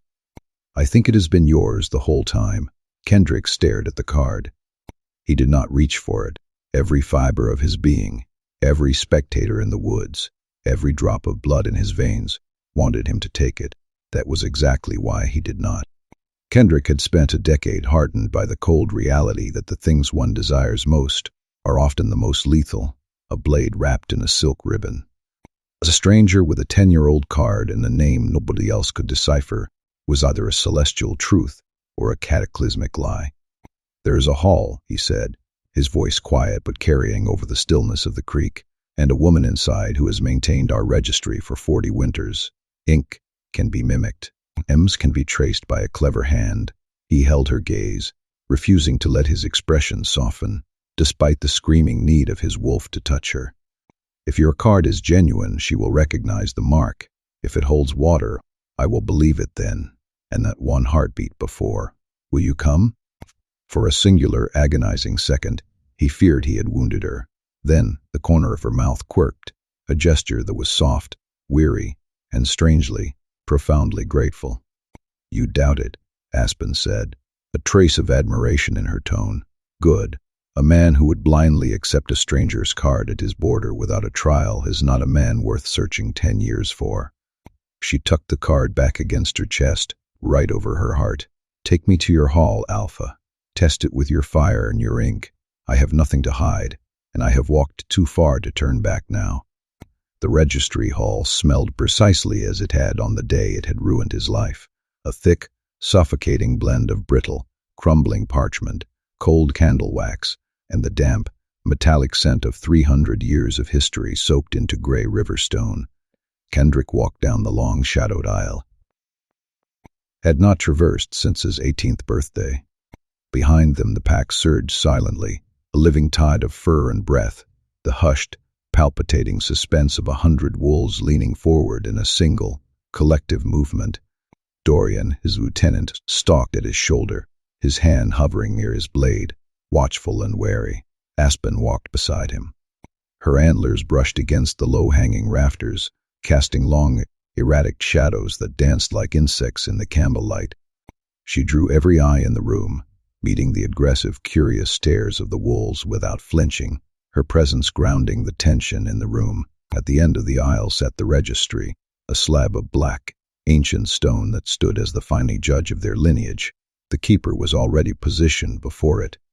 She was withered now, her eyes clouded over with the milky, opaque veil of age, her voice reduced to a dry, papery whisper, but her presence was undiminished. As they approached, she straightened, her ruined gaze locking onto Aspen, as if she could perceive the branching antlers through the veil of her blindness. "Wolf," the keeper breathed, her voice a ghost of a sound. "I have not sensed the scent of the deep old forests in this hall in 50 years. She turned her sightless eyes toward Kendrick. "And you, the boy who walked out with an empty palm, I wondered if you would ever find your way back." "She has a card with my name on it," Kendrick said, his voice tight, 10 years old. "I need to know the truth of it." "Then we will consult the ink," the keeper replied. She shuffled to a small iron-bound chest, a relic Kendrick had seen his entire life, but had never once witnessed opened. It groaned as she lifted the lid. From its depths she pulled a squat, heavy glass vial. Inside, a dark, viscous liquid swirled with hypnotic intensity, as if it contained something alive, dissolved in shadow. With hands that shook like autumn leaves, but miraculously did not spill a drop, she placed a shallow, concave stone dish onto the surface of the black registry slab and poured the ink into it. "This ink is older than the stone," she proclaimed, her voice rising to fill the hall. "It is forged from things I will not name before the pups. It recognizes the hand of the stone itself. Dip a true card, a card this registry genuinely birthed, and the ink will recognize its own essence and answer the call. Dip a forgery, or the craft of a clever liar." She cast a glance toward Aspen, not unkindly, "and the ink shall remain as dark and dead as a winter night. We will all know the truth of what we see." She extended one gnarled, withered hand. "The card, child." Kendrick watched Aspen's face. There was no terror there, only a profound, long-held breath finally reaching its precipice. She placed the worn, cream-colored card into the keeper's palm with both hands, then retreated, folding her arms over her chest, her fingers clutching at the void where the card had been. She did not look at the dish. She looked only at Kendrick. Whatever the ink says, she whispered, her voice meant only for him, despite the hush of the 100 wolves. I am glad I finally found where the idea of you was standing. The keeper lowered the card into the center of the dark pool. The hall stopped breathing. The silence was so sudden it felt like a physical blow. For one gut-wrenching, terrifying moment, nothing occurred. The ink lapped lethargically against the soft fraying edges of the parchment and stayed stubbornly, abyssal black. Kendrick felt his heart drop through the floorboards, felt the heavy, familiar door in his chest begin to swing shut against the crushing weight of disappointment, felt Dorian go rigid beside him. Then, the ink ignited. It began at the center of the card, blossoming from where his name was inscribed. Single point of brilliant molten gold erupted through the blacks, spreading like a sunrise breaking through deep, turbulent water. The light raced along the silver script letters of his name, tracing the word Kendrick in living, burning luminescence. Then, it overflowed the characters, flooding the entire shallow stone dish, until the ink was transformed into a pool of liquid daylight. It threw searing gold rays up against the rafters, illuminating every staring face in the room, and catching the pale, elegant sweep of Aspen's antlers in a halo of glory. The card did not just hold the light, it radiated it. This card is true, the keeper announced, her voice a fragile whisper that nonetheless echoed to the farthest corners of the stone chamber. This registry granted it. 10 years ago, in a hall 2 ranges south, this stone's sister reached across the miles and etched Kendrick upon it. Your card was never blank, boy. The stone simply could not fit, a name so wild, so ancient, and so far away, onto a card the size of your hand. It chose to give you nothing rather than offer you a lie. She turned her clouded eyes to him, a smile creasing her parchment skin, like a map of forgotten times. It told her instead, and it set her walking. 10 years she carried your shadow across the world, just to bring it home. The keeper pressed the glowing, radiant card into Aspen's hands, then took Kendrick's hand and forced it over hers, trapping the light between them. The hall broke. It was not a roar of noise, but a collective, rushing exhale. 100 wolves releasing a breath they had not realized they would been holding for a decade. Then the sound rose, swell of disbelief, of wonder, of a pack realizing their mateless, hardened alpha had never been lonely at all, only waiting. Tears flowed freely, joyous, raw, and unashamed. Kendrick felt the heat of the card against his palm, the warmth of Aspen's fingers beneath his own, and the steady, resonant thrum of the thread in his chest finally snapping into place. The noise of the pack faded into the background, becoming nothing more than the rustle of leaves in the wind, as he finally looked at her, really looked at her, and knew that he was finally, irrevocably, home. The Alpha's office had never felt small before. It was a cavernous space, a monument to the history of the pack, constructed of heavy, dark-stained timber that smelled faintly of mountain cedar and the stale, lingering scent of pipe tobacco from his father's era. The immense windows, stretching from floor to ceiling, acted as a frame for the sprawling valley below, a tapestry of deep, pine-dusted greens, and the jagged, slate-gray teeth of the mountains. His grandfather's desk, a monolithic slab of ancient oak, sat in the center of the room, scarred by generations of ink spills and the restless carving of impatient blades. For 10 years, Kendrick had commanded this room. It was where he had forged alliances, where he had sat in stony silence as feuding families shrieked their grievances, and where he had carried the crushing weight of leadership. He had always found the space grand, almost holy in its austerity, but tonight, the room had shrunken, felt claustrophobic, as if the walls were leaning inward to witness the collision of 2 long-lost forces. Aspen sat across from him, her posture poised perfect, yet the crown of pale, delicate-looking antlers atop her head seemed to graze the low-hanging timber beams, anchoring her to the very core of the lodge. The silence that followed the departure of the pack was heavy, a physical thing that pressed against his eardrums. Dorian had been the one to clear the room, his eyes brimming with a mixture of pity and relief. "Give the man his office back," he had commanded, herding the weeping aunties and the wide-eyed, gawking pack members toward the exit. At the threshold, he had caught Kendrick's gaze, his voice dropping to a sympathetic rumble. "I will be downstairs. If you need anything, take your time, Kendrick. You have got 10 years to make up. The heavy iron hinge door clicked shut, sealing them into a pocket of hushed, golden light. The sun was dipping behind the jagged peaks, casting long, bruised purple shadows across the floorboards. On the desk, the card, the catalyst for this decade of dissonance, lay perfectly still.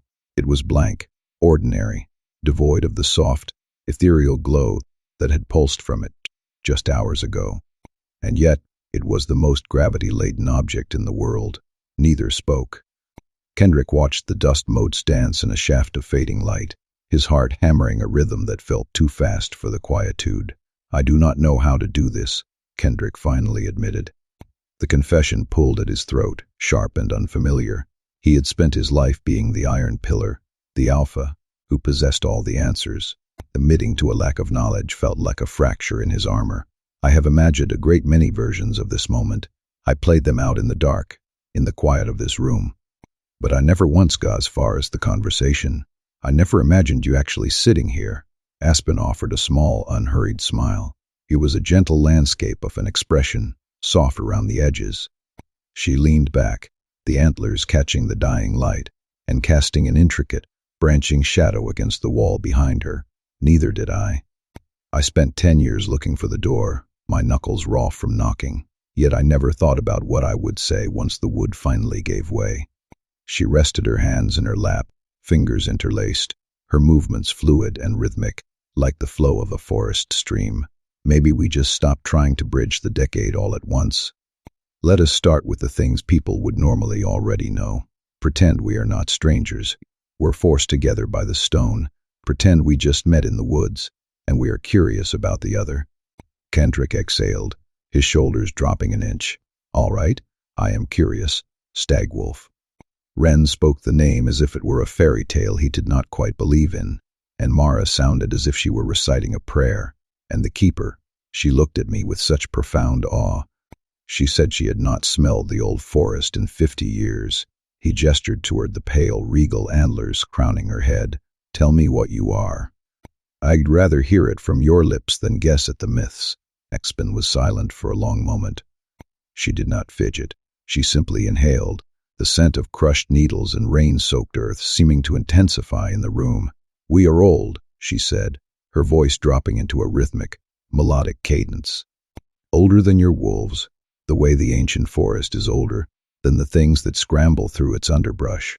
The story we carry is that long ago, when the first wolves ran the deep, uncharted woods, the original forest stag, the one whose consciousness the trees themselves remembered, chose to walk among them.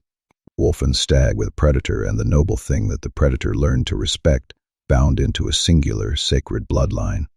She raised a hand to her temple, her fingers ghosting over the base of the pale bone. "The antlers are the stag's gift. They are tethered to my spirit. They transition with me into every shape. When I shift into the wolf, I am larger, heavier, and the antlers remain. A wolf that wears the living forest on her head." She offered a small, dry, self-deprecating smile. "It frightens people, first time.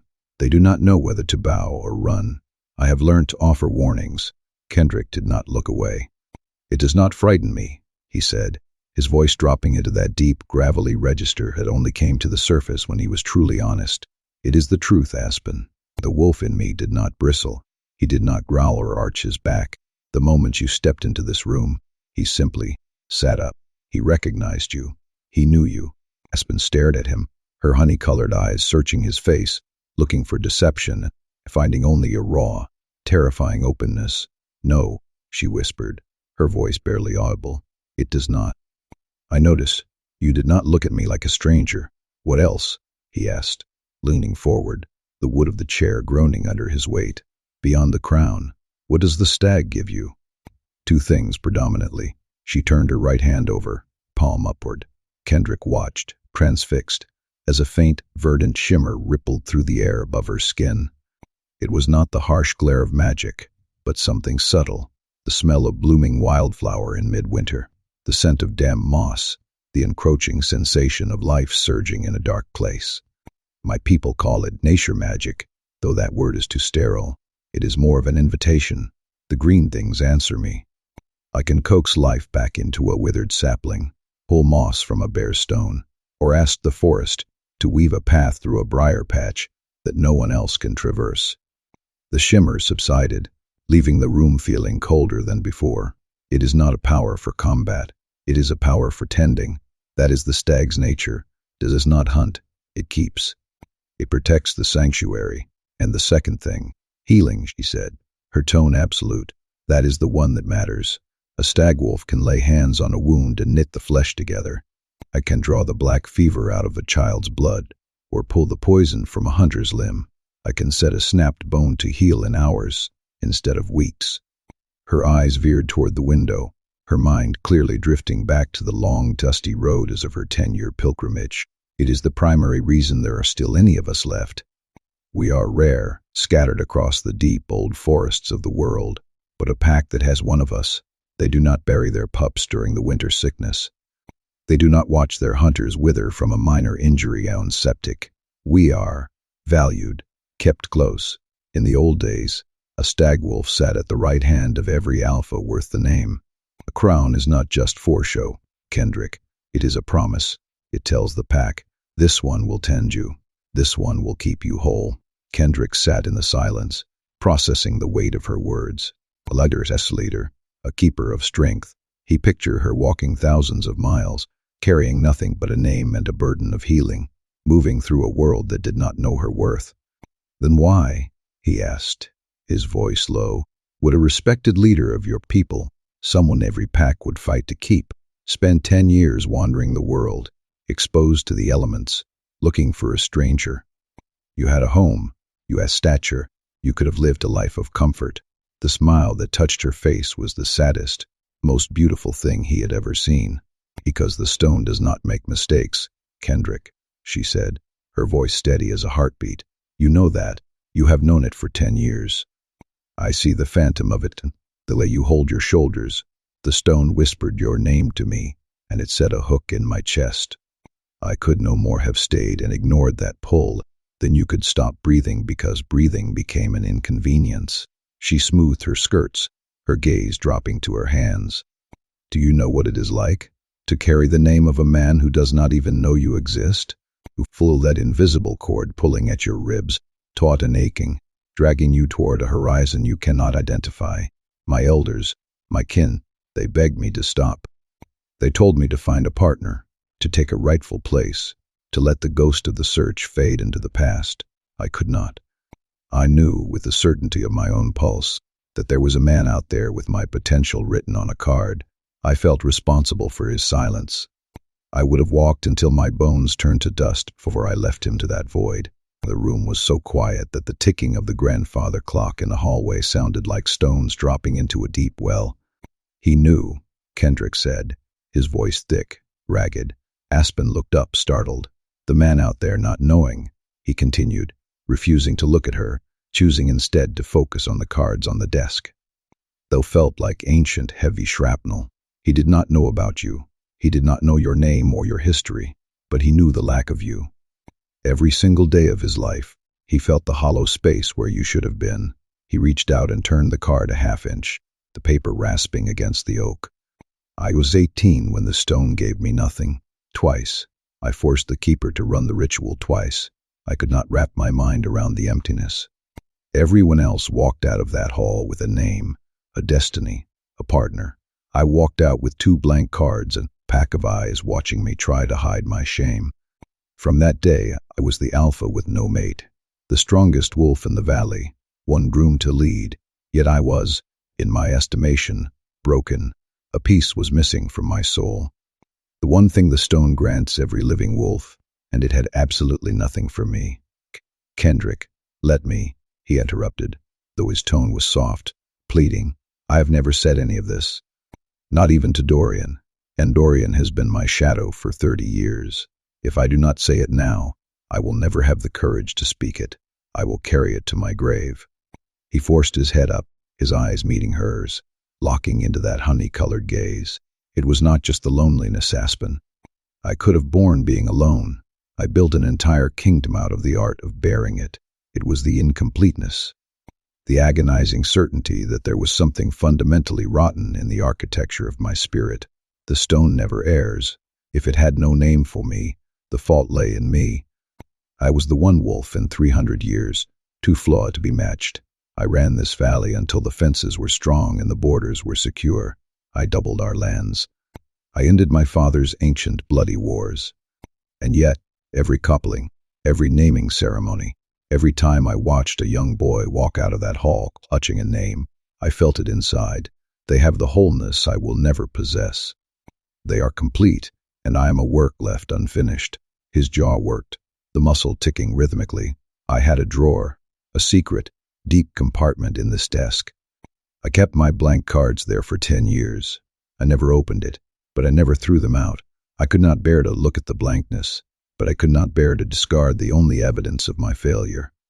That is what it was like, a locked drawer in my heart that I carried everywhere, which I could neither open or put down.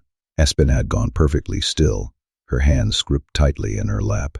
The shadows in the office had deepened to a charcoal gray, and in the dimming light, her eyes shimmered.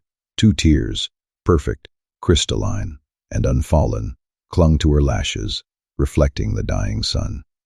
"You were not incomplete," she said softly. "You were waiting. There is a difference, and the difference is everything." She reached across the desk, slowly, the way she had done everything since the border, and laid her hand over his where it rested on the card. Her touch was warm, and the green dark forest smell rose gently around them, and Kendrick felt that rope behind his ribs, go taut and singing and right. The stone did not have anything for you. It had too much, a name too far and too wild and too old to fit on a card the size of your hand, so it kept its mouth shut rather than lie to you. It left you blank, and it sent me walking. 10 years, Kendrick. Every empty mile of mine was the other end of every empty day of yours. We were carrying the same wound from opposite ends the whole time. He turned his hand over under hers, slow, until their palms met, and his fingers closed around hers, and the office that had never felt small before felt exactly the right size at last. Built for 2, it turned out, the whole time. "I do not know how to do this," he said again, but it was different now, softer, almost a laugh in it. "Neither do I," Aspen said, and smiled, the tears finally spilling over and the forest blooming green and patient all around them. "So we will be terrible at it together. I have got nowhere else to be." She squeezed his hand. "I walked 10 years to be exactly here. I am in no hurry to be anywhere else." Outside the door, very quietly, Dorian, who had absolutely not gone all the way downstairs, leaned his head back against the wall, let out a long breath, and grinned at the empty stairwell like a fool. The horn went up from the east line just past dawn, a jagged, mournful sound that tore through the mist clinging to the valley floor. It was a sound that tasted like copper and cold fear. Kendrick was already awake. He would spent the hours before sunrise staring at the ceiling, his mind a turbulent sea of shifting loyalties, and the impossible reality of the woman sleeping, or trying to, in his guest room. He felt out of sync, his body heavy and sluggish, as if he were still processing the life-altering weight of the last 24 hours. He was on the back porch, a ceramic mug of coffee warming his calloused palms, when the horn's call shattered the morning silence. One long, agonizing note, followed by 2 sharp, staccato bursts. Wounded on the line. He did not think, he reacted. The mug hit the floorboards with a dull thud, coffee splattering his boots. He was off the porch and sprinting toward the meadow before the final echo of the horn had even begun to dissipate against the canyon walls. The air in the meadow was thick with the scent of damp pine needles and the harsh musk of anxious wolves. Dorian was already there, a whirlwind of efficiency, shoving saddles onto restless horses, while 4 of the pack's strongest sentries stood nearby, their eyes burning with a mixture of terror and predatory rage. A white-faced runner burst from the tree line, chest heaving, his clothes torn and stained with dark, wet blotches. "Hollow Creek," the runner wheezed, his voice cracking. They did not just push the markers, Alpha. They came for blood. Kendrick's jaw tightened until his teeth ached. The border markers, the heavy hemis-covered stones that Mara had spent all spring resetting, had been a point of polite diplomatic tension. A nudge here, A nudge there, the kind of border skirmish politics that usually ended with a stiff drink and a signed ledger at the spring market. This was different. This was a violation. 2 down, a runner gasped, clutching his side where a graze had torn through his tunic. Ren and Bula, the dawn patrol, 6 of them, maybe more, moving like shadows through the brush. They caught the shift change while the light was still gray. Ren is bad. Alpha, he is gutted. They are carrying him up the trail now. Kendrick felt the world tilt. Ren, that bright-eyed boy who had bounded into the meadow 2 days ago, exhilarated by his sighting of the woman with antlers, the boy whose testimony had brought the world back to Kendrick's doorstep. A wave of ice-cold nausea rolled through his gut. How bad? Kendrick snapped, his voice a low, dangerous growl. The runner could not answer. He simply looked at Kendrick, his eyes wide and hollow, mirroring the profound helplessness of a wolf who had seen the light go out of friend's eyes. Get them to the medbay. Kendrick leveled the order, vaulting onto his bay stallion. Move. Do not you dare wait for me. He pivoted in his saddle, locking eyes with Dorian. Hold the line. For God's sake, stay behind the boundary. Nobody chases them into their timber. I will not trade more lives for 20 feet of dirt. Hold position and wait for me. There is always a third way to solve a blood debt, and I will find it once my people are breathing again. Where's Aspen? He barked over the frantic stamping of hooves. Right here. She appeared as if conjured from the morning fog. She had come at the first note of the horn, dressed in simple linens that seemed too fragile for the violence of the morning, yet her posture was rigid, her presence absolute. She did not wait for an invite. She surged onto the horse behind him, her small, cool hands fisting into his shirt. Her antlers, pale as bleached bone, caught the first golden spear of sunlight, casting long, fractured shadows across the meadow. The medbay, she said, her voice vibrating against his shoulder blades. The softness he had grown accustomed to was gone, replaced by a crystalline, terrifying certainty. Take me to the one closest to the edge. Ride, Kendrick. He did not need to be told twice. He spurred the horse, the animal launching into a gallop, the wind shrieking in their ears. The medbay was a long, low room at the back of the lodge, smelling of antiseptic, dried lavender, and the metallic tang of fresh hot blood. It was a scene of controlled chaos. Bula was slumped on the end of the cot, her face a mask of agony as she tried to stanch the flow from a brutal, ragged tear in her forearm. She was swearing a string of inventive, guttural curses, but she was alive, her eyes sharp and tracking. But the second cot was silent. It was a silence so profound it seemed to suck the oxygen from the room. Everyone stood clustered around it, their features drawn and gray, their shoulders hunched in a posture of mourning that had not yet found a name. Ren lay there. They had caught him in the throat and the side, a surgical, predatory strike, designed to bleed him out in minutes. Old Merrick, the pack healer, was hunched over the boy, both hands pressed into the mangled mess of the wound. Blood was seeping between his ancient, trembling fingers, dark and sickeningly profuse. Ren's eyes were open, fixed on the rafters, his skin the color of wet, discarded tallow. Every breath was a wet, hitching rattle, a failing engine struggling against the dark.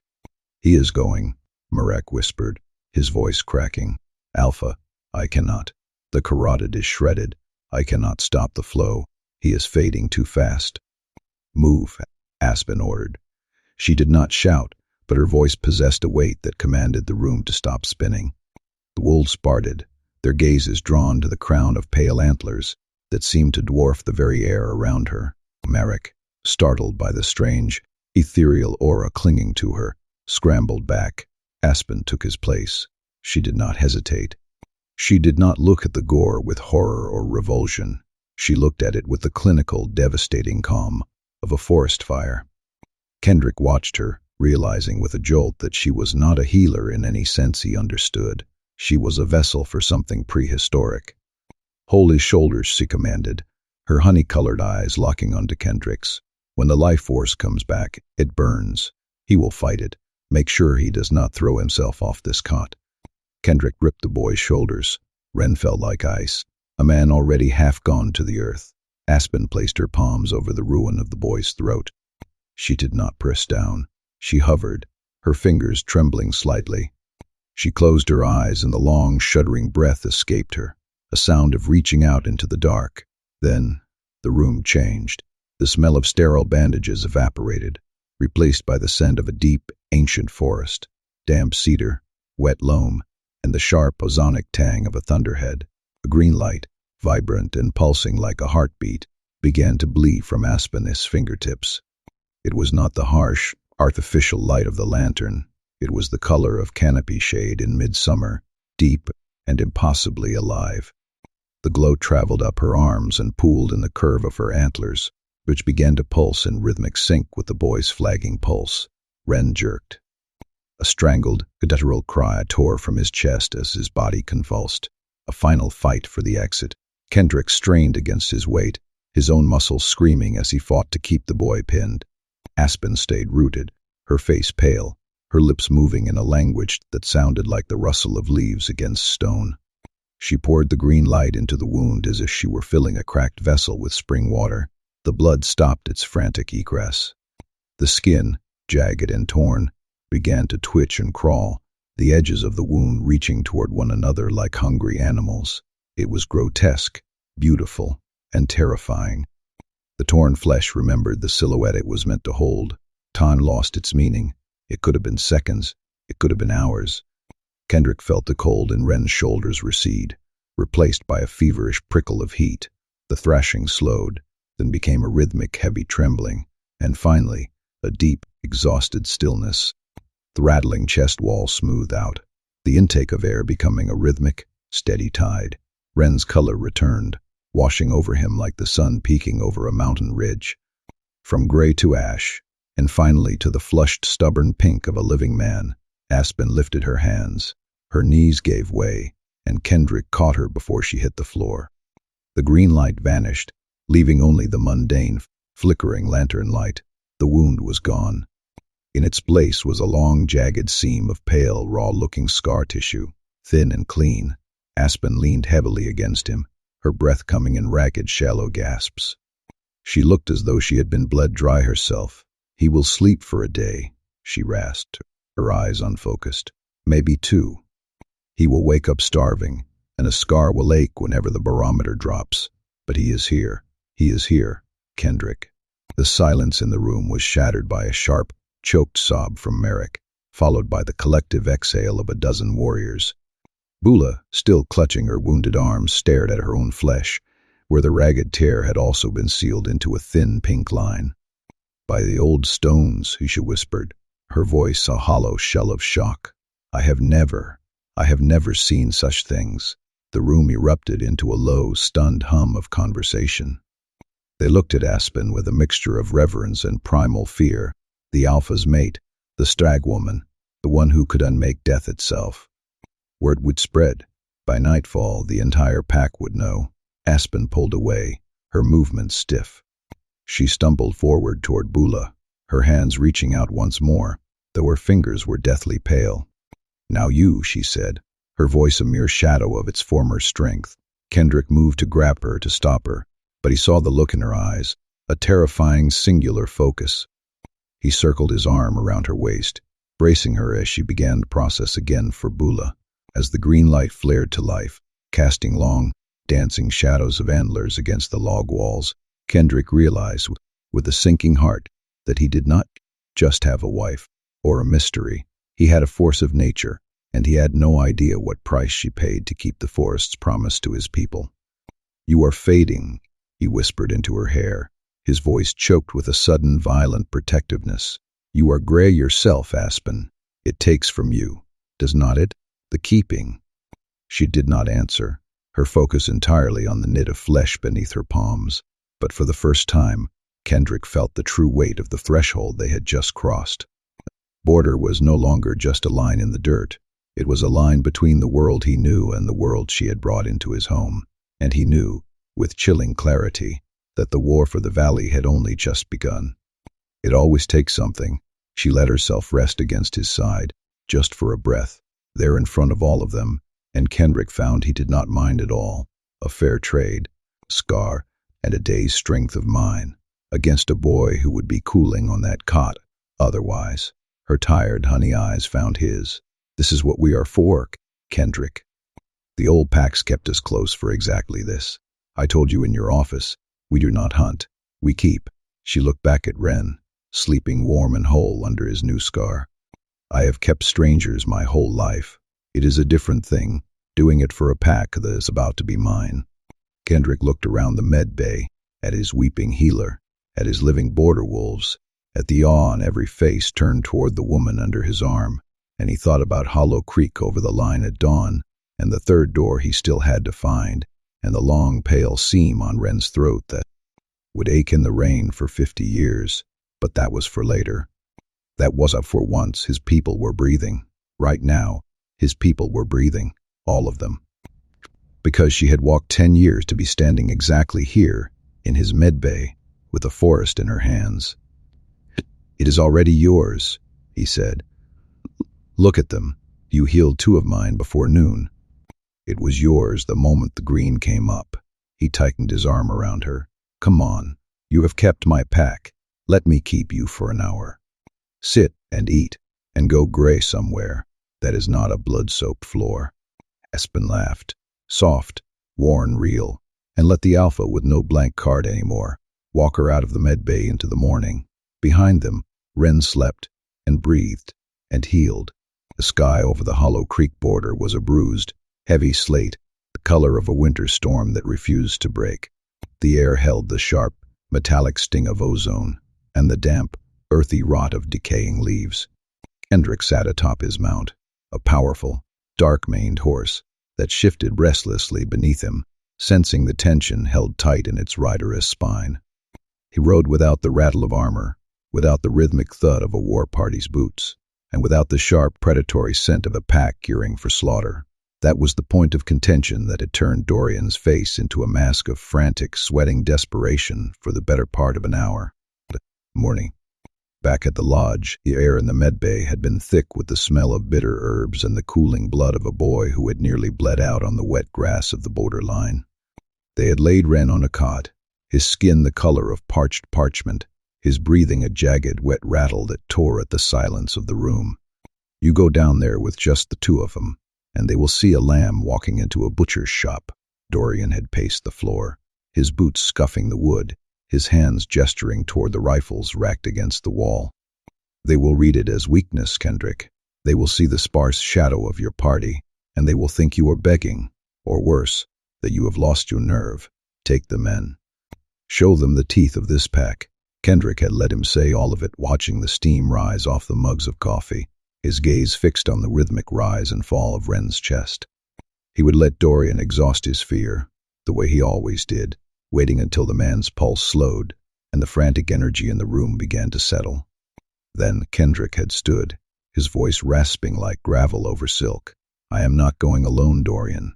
I am going with 2 wolves and no blades drawn. That is not a weakness. That is the 3rd door. He would reach for his coat, the leather cold and stiff against his fingers. A man who comes for blood brings 40 bodies to soak the earth.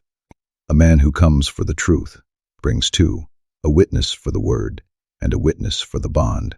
They will know the difference the moment they see the size of the party. It creates a vacuum of aggression they will not know how to fill. He had buckled his belt, not with steel, but with the weight of his own absolute authority. Oren is old, and he is tired, and he has spent 40 years playing nursemaid to hot-headed children on that border. Let us find out if he actually wanted this war before we decide he did. So they came to the line, a desolate stretch of marshy ground where the grass grew tall and yellowed. Kendrick sat at the markers, those small, pathetic stones that had been nudged 20 feet onto his side, a petty, prideful theft that had nearly cost a boy his life. He sat there for a long time, the silence of the border pressing against his ears, until the brush parted and the Hollow Creek Alpha emerged. Oren. He looked like an illustration of a man being eroded by time. His hair was a thin, sparse gray, and even in his human form, the exhaustion set into his bones like lead. He moved with a slow, grinding fatigue, his head bowed against the wind. Kendrick recognized the set of those shoulders. It was the posture of a king holding a crumbling castle together, his hands raw from trying to glue the stones back into place as they turned to dust. Oren stopped at the markers. He looked at Kendrick's small, unarmored party, his eyes scanning the empty trees for the snipers that were not there.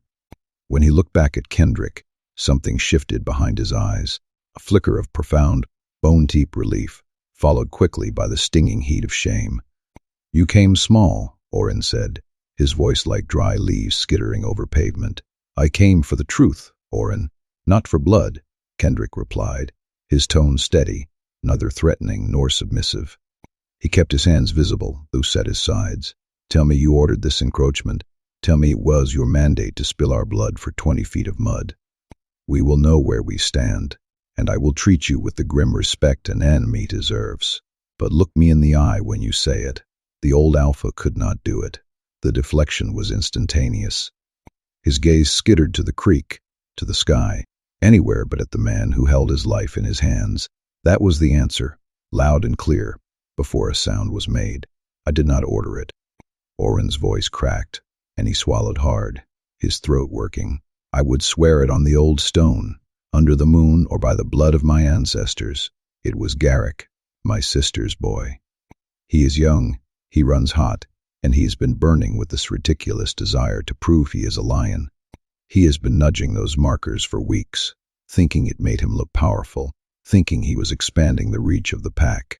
Oren's jaw clenched, a muscle pulsing in his cheek. "He took 5 wolves out at dawn without a word to me, caught your patrol by surprise. He is back at the den now, puffing his chest, telling the others it was a glorious raid, a reclamation of land. I am telling you, it was a disgrace." The old man shuddered, his eyes glassy. "I heard your boy nearly died. That is not how I have held this border for 40 years. We have bickered, we have postured, we have been ugly neighbors, but we have never, ever spilled a patrol's blood over creek mud. I am sick with the shame of it happening under my roof." Kendrick studied him. He looked for the telltale scent of a lie, the jagged edge of deception, but he felt only the heavy, sour taste of regret. The wolf in him, tempered by a decade of observing the nuances of mortal men, confirmed the truth. The old alpha was as tired of the violence as Kendrick was. "My boy lived," Kendrick said, the words heavy and slow. "His name is Ren. He is going to carry a jagged silver scar across his throat for the rest of his days, and he will wake up tomorrow hungry and in pain.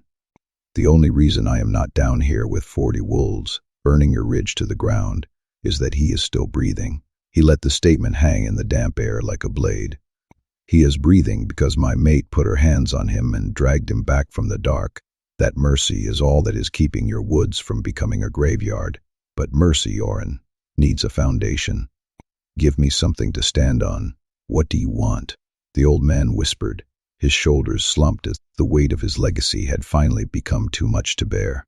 "Garrick answers for this, publicly, in front of your whole pack. They need to see that raiding a patrol is not a display of strength. It is an act of cowardice and disgrace. I do not want to dictate your internal law, but it has to be acknowledged, and it has to be seen." Kendrick dismounted and walked to the markers. He placed his hand flat against the sun-baked stone. "And these come up, all of them. We reset the line exactly in the center of the creek, where the water flows deepest and most honestly. We walk it together, your leaders and mine, witnessed by both packs. No more nudging, no more theft. Your wolves fish the stream, mine do the same. We do not own the current." He stood up, towering over the older man. "That is the door I am offering. The other door is the one Garrick already kicked open, and I promise you on my life, neither of us wants to walk through the fire on the other side." Oren stood in silence as the wind picked up, rustling the dry, brittle grass. His face was a map of hard-won years, and for a moment he looked like he might weep. Then the tension snapped. The rigid, defensive hunch of his shoulders finally broke, and one could almost hear the settling of 40 years of grudge.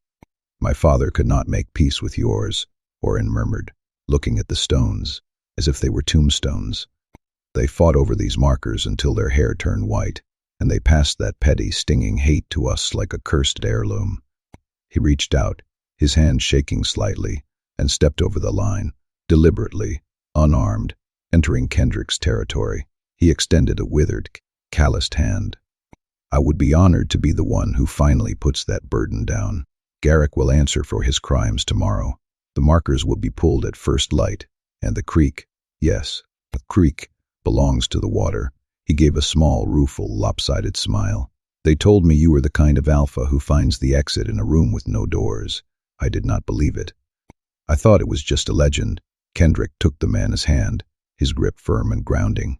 There is always a third door, Oren. Most people are simply too blinded by their own pride to look for the hinges. The long, liquid gold of the evening light marked the ride back. The world felt transformed. The shadows were longer, the air clearer, and the heavy iron band of stress around Kendrick's chest finally snapped. He felt a deep, resonant peace that had nothing to do with territorial treaties, and everything to do with the woman waiting for him. Aspen was standing on the back porch of the lodge when he crested the rise. She had recovered her color. The drain of yesterday's healing was gone, replaced by a radiant, quiet strength. Her caramel hair was loose, catching the fading amber light of the sun, and she wore her crown of antlers like a subtle, shimmering halo. She was watching the valley, her posture a mirror of his own, the way he had stood, alone and yearning, for 10 long, solitary years. He did not come home to an empty house tonight. He came home to her. He swung down from his horse, his boots hitting the packed earth with a thud. "It is done," he called out, his voice carrying clearly in the cool air. No blood spilled. The old man was as sick of it as I was. We reset the markers at dawn, and Garrick will be disciplined before his own people, and is already asking for soup, which, according to Merrick, means he is going to be absolutely insufferable by tomorrow. Aspen's smile was soft, a slow blooming of warmth that reached her honey-colored eyes. Good, that is the best kind of patient. The insufferable ones are the ones who truly heal. She stepped toward him, her gaze tracking over his face, searching for the ghost of the battle he would expected to fight. "You found your door, then?" "I have been telling Dorian they exist," Kendrick said, climbing the steps to the porch. "They exist because you dare to search for them, when other men would be too busy polishing their blades," she said. Her voice was quiet, vibrating with an intensity that had been building since the day they met, an undercurrent of emotion that felt like a rising tide. 10 years. I spent 10 years looking for the man on that registration card. I did not know what I would find. I prayed he would be kind. I prayed he would be honorable. But I never let myself dream he would be this. A man who rides into the mouth of a potential war to offer an old, broken man way to salvage his dignity. She turned to face him fully, the amber light caught in her hair, turning it into a river of molten copper. "I would have searched for 10 more, Kendrick. And having seen who I was searching for, I know now that I would have spent the rest of my life walking the earth just to find you." The valley plunged into gold, then deepened to a bruised, beautiful amber, and finally into the cooling deep blues of twilight. Kendrick reached out, his fingers trembling slightly as he touched her cheek. It was the first time he had truly allowed himself the contact, the culmination of a day spent in the shadow of violence, finally tipping over into the clarity of presence. Aspen turned her face into his palm, a soft, sighing sound escaping her lips. The bond between them, that invisible, persistent rope behind his ribs, suddenly pulled taut, vibrating like a plucked harp string, was a physical ache, a song of home that had been trapped in the silence of his chest for a decade. "The bond has been pulling since I left for the border," he murmured, his voice dropping to a low, graveled rumble. "Since the second I saw you. 10 years it had nothing to pull on, and now it is screaming to be acknowledged." "I know," she whispered, her voice barely audible. "Mine too. It has been tugging at me for 10 years, Kendrick." The silence was so loud, the distance so vast. "I am so tired of wanting across a void." She reached up, her hand pressing gently against his chest, right over the spot where the rope of their bond was tied to his soul. "The distance is gone. You are right here." He looked at her, his heart hammering against his ribs, fighting the urge to pull her into the center of his life, and never let go. He forced himself to say the words, even though the want in him was a roaring, insatiable flame. She had journeyed across the world, she had given everything, and he refused to take a single step that she had not chosen with her whole heart. You are sure, Aspen? He searched her eyes, finding only the certainty of a star. Once it is sealed, it is sealed. There is no undoing a mate bond. You are tying yourself to this valley, to this pack, and to a man with a very complicated history with the word forever. Aspen laughed, a bright, crystalline sound that felt like rain on parched earth. Tears shimmered in her eyes, catching the fading light of the dusk. I carried half of you across the world in my coat pocket for a decade, she said, her voice rich with a fierce, unwavering devotion. I think I am sure. She rose up on her toes, her forehead resting against his, the antlers of her crown catching the very last dying embers of the light. Seal it, she urged, her breath warm against his skin. Let the stone be right about us. Let me stop wanting from far away. Let me be home. And in the blue dark of the porch, with the valley settled safe below them, and the forest grown close and green around them, Kendrick drew her in and kissed her at last, slow and deep and 10 years overdue, and felt the bond catch between them like the golden ink catching light, sunrise coming. Up through deep water, the two empty ends of a decade-long wound, finally, finding each other and closing. The rope behind his ribs went still. Not slack, still, tied off. Done. For the first time since he was 18 years old, Kendrick was not waiting for anything. He led her inside, and the porch stood empty under the rising stars, and the bond sealed warm and golden and whole between them, and the Alpha, who had carried a blank card for 10 years, finally, completely, came home. The valley did not merely wake, it exhaled. Aspen lay still in the heavy silence of the bedroom, her eyes tracing the rhythmic rise and fall of Kendrick's chest. Ear held a crystalline quality, a sharp, mountain morning chill that nipped at her skin, but beneath the coolness was a hum, a vibrational, resonant frequency she had never perceived before. For 10 years the bond had been a compass needle, a singular jagged tugging in her marrow that pointed always toward the north, toward him. Now that tension was gone, replaced by an expansive, oceanic depth. The bond had settled into her like a sea finding rich, dark loam. She turned her head, her honey-colored eyes catching the sliver of dawn that bled through the curtains. She could hear the river, not just as a distant roar, but as a conversation, 1,000 silver voices tripping over granite and moss. She could hear the pups in the nursery, their breathing ragged and shallow in the way of dreamers, and the soft, scratching heartbeat of a field mouse beneath the floorboards. But deeper than that, vast, ancient, and slow, was the forest. It was a consciousness of roots and sap, of desperate stretching toward light, of a hunger so profound it felt like a collective sigh. The valley was starving. She did not need to see the withered fields to know. She felt it in the way the lodge walls vibrated with the pack's unspoken anxieties, a low-frequency hum of scarcity that Kendrick had tried so hard to mask. A guest does not comment on a hostess' thin garden, she thought, shifting as the heavy, familiar weight of the antler's crown upon her brow manifested in a ghostly, shimmering pressure. But she was no longer a guest. She was the hearth fire. She was the bloodkin. The mantle of the keep had descended upon her, and it felt as natural as breathing. She slipped from the bed, her bare feet silent against the cool, worn floorboards. Kendrick shifted, soft guttural sound escaping his throat, but he did not wake. She moved like a shadow, pulling on her thin tunic, her skin prickling with the anticipation of the work ahead. The kitchen garden was a tragedy of neglect. When she stepped out onto the damp grass, the mist clung to her skin like lace. She knelt before the herb beds, the soil wet and gritty under her knees. It was depleted, the earth turned to a fine gray dust that had surrendered its minerals to the weeds.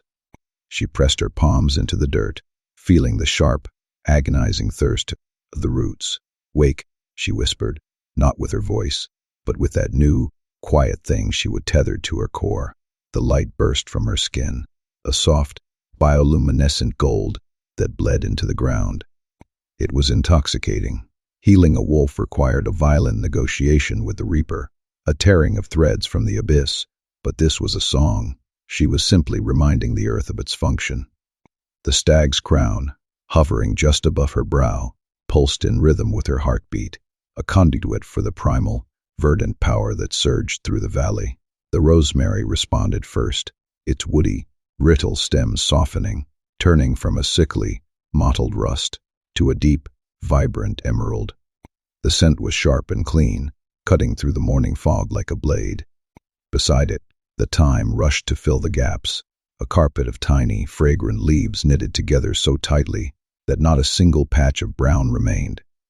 The lavender, once a skeletal gray ruin, swelled with new life, its purple spikes erupting into bloom with such sudden intensity that the air hummed with the frantic, jubilant arrival of honeybees, who seemed to emerge from the very air itself.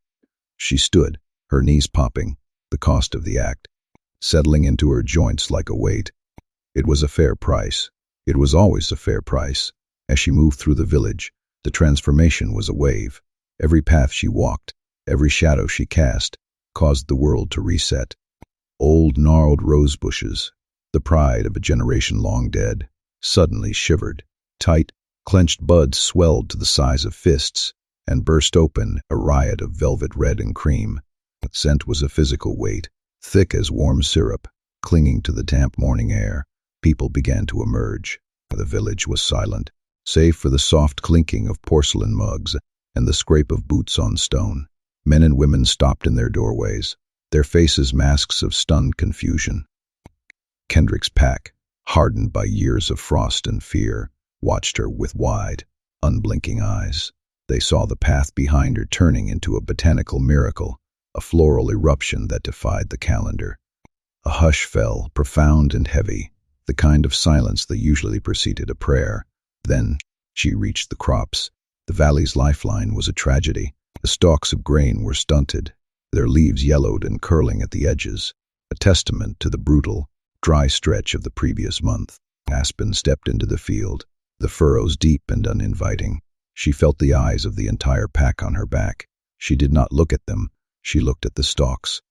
She opened her arms, her palms upturned, and let the green light pour out of her. It was a taxing, soul-deep drain, her vision blurred at the edges, the world swaying dangerously. She felt the marrow of her bones go brittle, the forest light demanding a tribute of her own vitality, but she did not falter. She anchored herself to the valley, to the bond she shared with the trees, and pushed. The field roared with life. It was a physical sound, a rushing of sap, the snapping of stems as grain heads expanded and filled. The yellow witheredness vanished, replaced by a deep, healthy, verdant green that shifted to a heavy, gilded gold in the span of seconds. The squash vines, previously limp and sulking, surged forward, their leaves spreading like emerald saucers, sheltering the heavy, round fruit that grew and ripened before their eyes. The orchard, long thought dead, sparked with an explosion of white and pink. Petals drifted down like snow, covering the grass, and then, in a rush of impossible physics, the fruit appeared, swelled and reddened, until the branches groaned under the bounty of 1,000 apples. Aspen collapsed, her knees hitting the dirt, her breath coming in ragged, shallow gasps. She was utterly spent, a hollow vessel, but she looked up and saw the fruit, the harvest, hanging heavy and sweet. The hunger of the winter was gone. The pups would survive. She sat on the low stone wall of the orchard, her hands trembling as she reached up to pluck a single apple, its skin polished and warm from the sun. She was still laughing, a breathless, broken sound, when she heard the shuffle of footsteps against the soil. Wren stood a few yards away. He was deathly pale, the long, jagged seam of his throat wound a stark pink against his skin, a map of his near death. He looked fragile, like glass held together by sheer willpower. "You are meant to be in a cot," Aspen said, her voice raspy, her hands still holding the heavy, perfect apple. Wren did not move. His eyes were bright with unshed tears, and he did not seem to care that he was shivering, a boy standing in the middle of a miracle. "Merrick said," he admitted, his voice strained. "He said I was dying. He told me you tore me back from the dark. But you look like you are the one who is dying now." Aspen stood up, the world spinning for a second before steadying. Her legs felt like lead, but she did not care. She crossed the distance between them, her footsteps heavy in the soft, now blooming earth. She stopped before him, looking at the scar that had almost ended his story. I am not dying, Ren, she said softly. She reached out, upping his face in her hands. They were calloused, smelling of damp earth and crushed mint, but they were steady. As she touched him, she did not pour the light into him. She did not need to, but she let the warmth of the valley roll through her skin into his, a soothing, quiet hum of life. I am a keeper, she whispered, her honey eyes locking onto his. And this valley remembers you too. Ren let out a sob, a jagged, broken sound, and leaned his forehead against hers.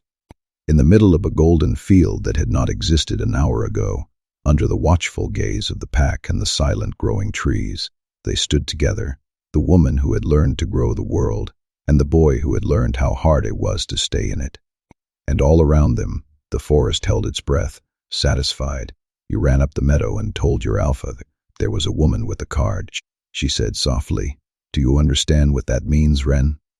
I would searched for 10 years, 10 years of empty road, and the last few feet of it, the part that actually got me to him, you ran those for me. A boy I would never met, running flat out up a hill to carry the best news of my life to the one man in the world I was looking for. She squeezed his hands. You do not owe me thanks. We are even, you and I, and then some. You brought me home. I only made sure you got to stay in yours. Ren cried then, the way the young cry when they have been close to death and lived, not sadly, just hugely, the whole enormous fact of being alive pouring out of him. And Aspen held the boy in the laden orchard, under trees that had been barren at dawn, and hung heavy with fruit by mid-morning, while the bees worked the new lavender, and the grain rippled gold and ready down the slope, and the whole valley stood in its doorways watching its alpha's mate hold a healed boy among the keeping she would woken. Thank you, Ren managed, into her shoulder, the only words he had. Thank you. Eat something, Aspen said, smiling, the way you would say, I love you. She reached back and plucked the early apple off the wall and pressed it into his hands. First fruit off that tree in years. You should have it. Insufferable patients live, you know. The hungry ones always do. Ren laughed through the tears and bit into the apple, barren wood at dawn, sweet in his mouth by noon, and behind them the valley bloomed and ripened and got ready for a winter that, for the first time in a long time, nobody had to be afraid of. Up at the lodge, Kendrick had come out onto the back porch with his cold coffee, and he stood at the rail and looked down over a valley gone suddenly, impossibly green, fields gold and ready, gardens rioting with bloom, orchards bent under fruit, his whole worried harvest turned overnight into plenty, and at the heart of it, small and gray-tired, grinning his mate, holding a boy she would brought back from the dead, under a tree she would brought back from the dead. This is what we are for, she would told him in the medbay. We do not hunt. We keep. Kendrick set down the cold coffee, and for once, he did not count the valley like a miser counting coins against a hard winter. There was not going to be a hard winter. She would see to that before he would finish his first cup. The peace lasted 11 days. Aspen would remember that number for the rest of her life. 11 days of blooming rose hips and thick, succulent harvests, and Ren healing with a pink, vibrant strength that made his barks loud and mischievous again. 11 days of waking beside Kendrick in the cool, gray dust light of dawn, listening to the rhythmic, contented respiration of a valley that was finally, fully, blessedly theirs. 11 days of sunlight that felt like a warm hand on the shoulder. On the 12th, the sky seemed to bruise. Garrick came. He came at the cruelest hour, dusk. It was that liminal, treacherous time when the honey-amber light of the setting sun began to bleed into the indigo of night, when the playful yips of the pups had not yet been hushed by the evening call, and the pack was at its most languid, bellies full, and guard fur flat against their spines. Alpha Orin had kept his word. The stone cairns had risen like jagged teeth at the eastern border, just as the first frost-kissed dawn had broken. The creek had been returned to the natural order of the wild, and Garrick had retreated with his tail tucked, humbled by his elder. But a holt-headed wolf, a creature whose soul was forged in the furnace of spite, did not always learn the lesson that shame was meant to teach. Sometimes, pride creates a different, more jagged understanding. Sometimes, A wolf decides that the alpha who shamed him is merely a relic of a dying order, and that a border is not a boundary, but a stinging wound that must be torn wide open. Garrick had gathered the restless, the bloodthirsty, the wolves who had prowled the edges of the territories all spring, waiting for the scent of weakness.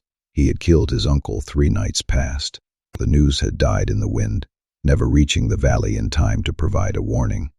By the time the hollow, mournful sound of the warning horns tore through the heavy evening air on the 12th day, Orrin was already a cooling corpse, and the figure cresting the rise of Hollow Creek was not a tired, disgraced nephew, but a usurper fueled by the iron scent of kinslaughter.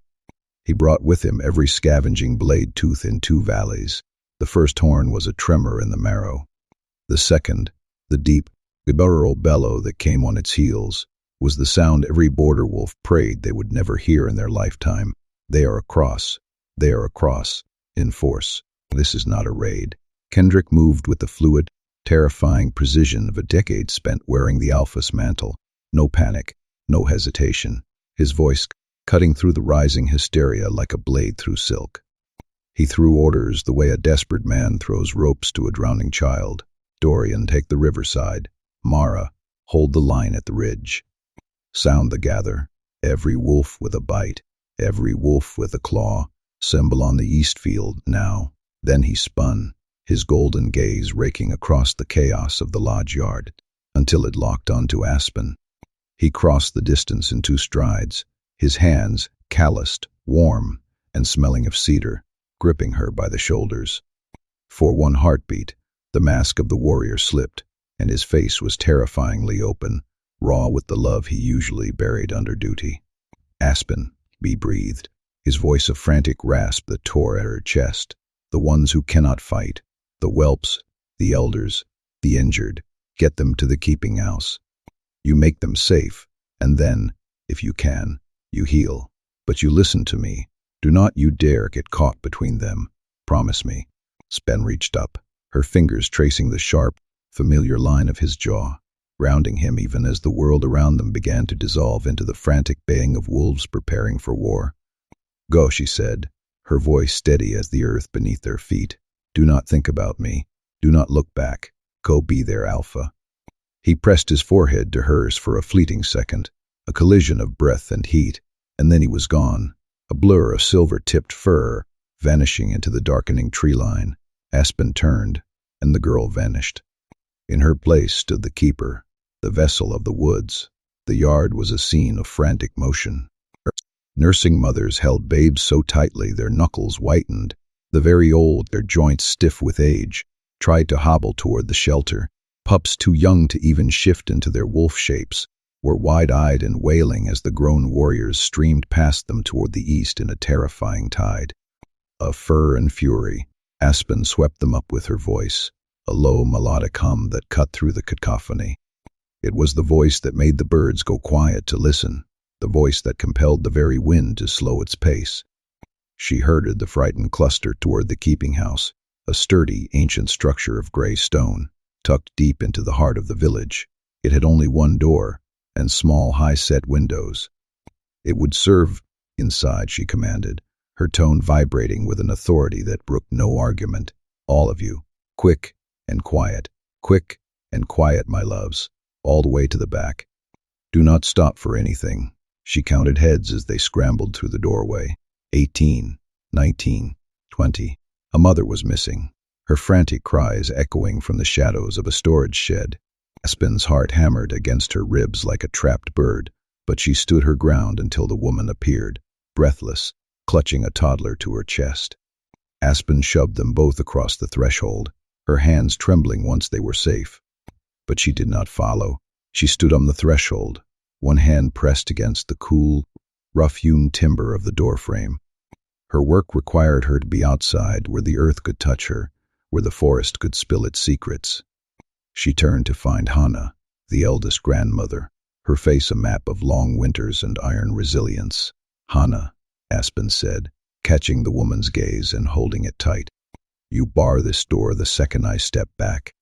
You drop the iron beam into the brackets, and you do not lift it for anyone, not for the dying, not for the wounded, not even if you hear my voice pleading on the other side.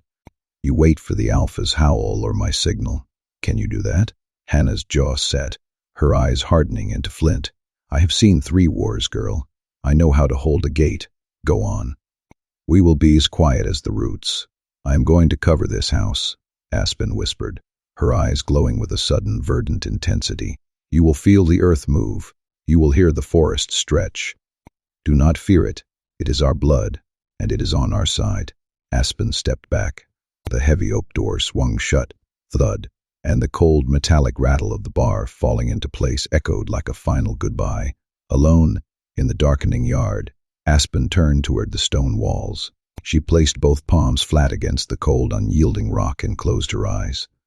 She reached down past the topsoil, past the roots of the sleeping orchard, down into the deep, ancient, pulsing dark of the earth. She did not ask. She commanded. Hide them. The green responded with a violence that took her breath away. It erupted from the ground, faster than any spring bloom. Moss poured up the sides of the stone house like a tidal wave of verdant velvet, thick, damp, and smelling of ancient rainfall. It swallowed the gray, erasing the hard edges of the masonry. Vines, thick as a man's wrist, writhed upward out of the soil, snaking across the door and knitting themselves into impenetrable lattices over the windows. The east were furled in a frantic, shimmering burst of emerald, layering over one another until the light was completely shut out. Within seconds, the keeping house was gone. In its place stood a hummock, a wild, overgrown mound of earth and greenery that looked as if it had been carved by nature 1,000 years ago. A raiding wolf's eye would glide right over it. It was nothing more than a patch of overgrown hill. It smelled of nothing but mulch and deep, quiet earth. She left only the chimney top exposed, a narrow, dark mouth breathing into the dusk sky, just enough for air to circulate for the 12 souls huddled in the dark below. Aspen leaned her forehead against the cool, vine-choked wall, her voice a ghost of a sound. You are hidden now. The forest has you. The forest does not give up its own, and you are its favorites. Stay still. Stay silent. I will come back for you. I swear it on the old stone. From deep within the mound, the frantic wailing stopped, replaced by a sudden heavy silence, the kind of silence that falls when a creature realizes it is being sheltered by something far larger than itself. And softly, muffled by the layers of earth and vine, a mother began to hum a lullaby. Aspen turned. The battle awaited. The trek to the meadow felt like walking through a dream of blood. By the time she reached the perimeter of the east field, the night had settled in, bruised and heavy. The meadow was a churning, chaotic nightmare of snarling shadows. She had seen battle before. She had patched up hunters who had tangled with bears and wolves, who had been shredded by territorial disputes. But she had never stepped into the maw of an active war.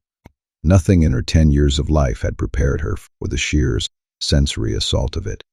The stench was overwhelming, the coppery, metallic reek of blood mingling with the musk of adrenaline, and the damp, earthy scent of disturbed fur. The meadow was a tangle of bodies, an inseparable knot of wolf flesh. Kendrick's pack, smelling of the clean, sharp pine of their valley, was locked in a life-or-death struggle against the invaders, whose scent was cloying, rotten, and bitter with the tang of kinslayer's spite. Somewhere in that roiling, snapping darkness, Kendrick was fighting. She caught the flash of his silver coat, but before she could track him, the tide of the battle surged, and he was pulled back into the fray. Do not you dare get caught between, he had warned. She would not. She would be the forest's hand. She spotted a wolf, Pell, a young hunter she would taught how to identify wintergreen, crawling through the tall grass, his side shredded, his breathing ragged and wet. Aspen did not think. She moved. She dropped to her knees in the blood-slicked earth, her hands pressing firmly against the ruin of his flank. She did not merely pray. She reached. She pulled the essence of the meadows, the strength of the ancient oaks, and the soothing, regenerative magic of the mossy banks. A soft, pale luminescence began to bleed from her fingertips, bathing the wound in a ghostly, verdant glow. The forest seemed to lean into the meadow, the grass around them shivering despite the lack of breeze. Antlers, translucent, glowing, majestic, arched above her like a canopy of light. shielding them from the surrounding slaughter. The skin knit together, the muscle hummed with renewed life, and Pell's ragged gasps smoothed into a steady rhythm. The moment the wound closed, he scrambled to his feet, eyes wild, his instinct overriding his pain. As he dove straight back into the violent dark, Aspen did not pause to watch him go. She was already turning toward the next cry, the next thud of a falling body. There was no time for fear. There was only the work. Every wolf she saved shifted the balance of the night. Every wound she closed was a victory against the dark, creeping bitterness of Garrick's ambition.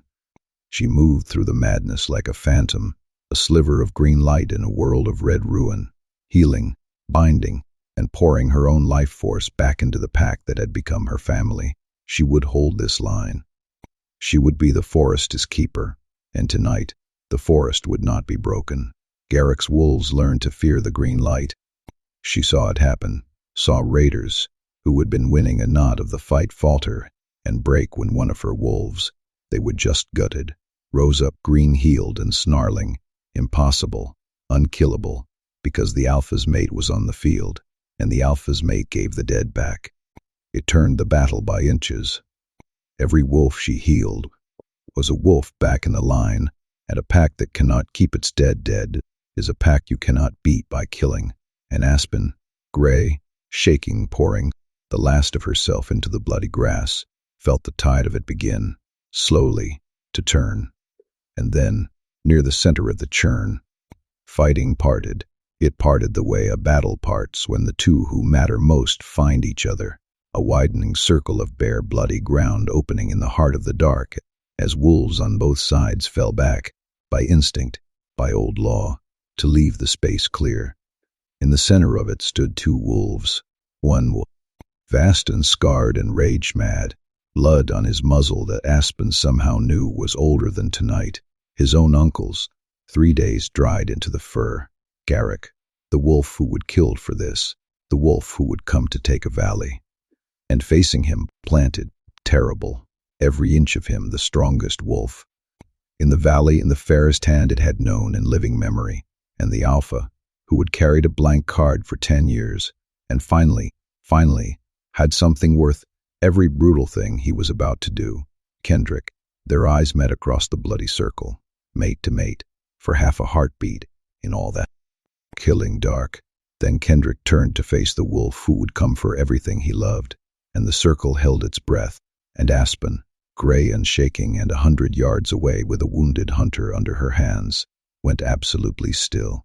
The air in the meadow was thick enough to choke on, a suffocating cocktail of iron-rich blood, the copper tang of fear, and the damp, earthy scent of churned-up soil.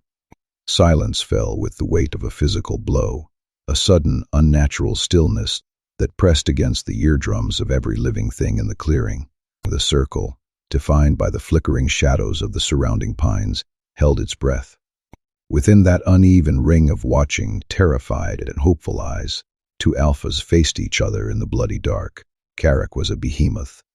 Even from 100 yards away, where Aspen knelt in the mud, her hands slicked with the sticky, life-sustaining warmth of a wounded hunter, the contrast was terrifying. Garrick was vast, a mountain of fur and roiling malice, his frame broader and heavier than Kendrick's, muscles corded with the kind of unnatural, frantic size that comes not from discipline, but from an insatiable, unchecked rage. He had carved a path of gore to this moment, staining his paws with his own uncle's blood to claim the alpha title he now brandished like an axe. His muzzle was a grotesque mask, clotted with dry black crusts and fresh, vibrant red. His eyes, fixed unblinkingly on Kendrick, held the flat, glassy shine of a predator who had long ago stopped measuring the cost of his destruction. He was a landslide waiting to shatter a cliff. Kendrick was smaller, leaner, the kind of wolf forged in the kiln of patience, rather than the wildfire of fury. He was the wolf who still counted, every breath, every heartbeat, every inch of ground. That was the essence of him, the gravity that held the entire valley in his orbit, the quiet, terrifying magnetism Aston had felt the moment she crossed the border. Kendrick fought with the same deliberate, architectural grace that he led. He did not lose himself in the chaos. He navigated it. Even here, with the scent of his massacred kin thick in his nostrils and the future of his people resting on the leverage of his jaw, he did not charge. He stood like a statue carved from granite, letting Garrick's red-eyed frenzy wash against his resolve. Then the landslide broke. Garrick lunged with a snarl that seemed to tear the very fabric of the night, a sound that vibrated deep in the chests of those watching. He hit Kendrick with the momentum of a falling tree, jaws snapping for the throat, a precise, lethal strike, the same savage pattern that had gutted Ren. In the heartbeat before the collision, the world seemed to hold its breath, expecting the spray of arterial blood, but Kendrick was not there. He did not scramble. He moved with the liquid calculation of a man stepping out of the way of a closing door. He slipped the killing maw by a hair's breadth, the scent of Garrick's sour, adrenaline-spiked sweat brushing his fur. As the larger wolf's weight carried him stumbling past, Kendrick struck. His claws tore a long, jagged trench down Garrick's flank, a ribbon of wet red blooming in the dark. Garrick screamed, a high, discordant sound of frustration and agony. The circle of observers flinched, wave of motion rippling through the gathered pack members. The fight that followed was a grueling, agonizing affair, dragging on until the stars seemed to dim. Espen forced her trembling fingers to work. Pell, then the nameless pup, then the elder hunter, weaving the emerald light of the forest through their wounds, knitting flesh back together. But her gaze was a tether, constantly snapping back to the center of the meadow. Her heart hammered against her ribs like a bird trapped in a cage. Every blow Garrick landed sounded like a sledgehammer hitting stone. Aspen watched, her breath hitched, as a massive paw caught Kendrick in the shoulder, drawing a sickening spray of crimson.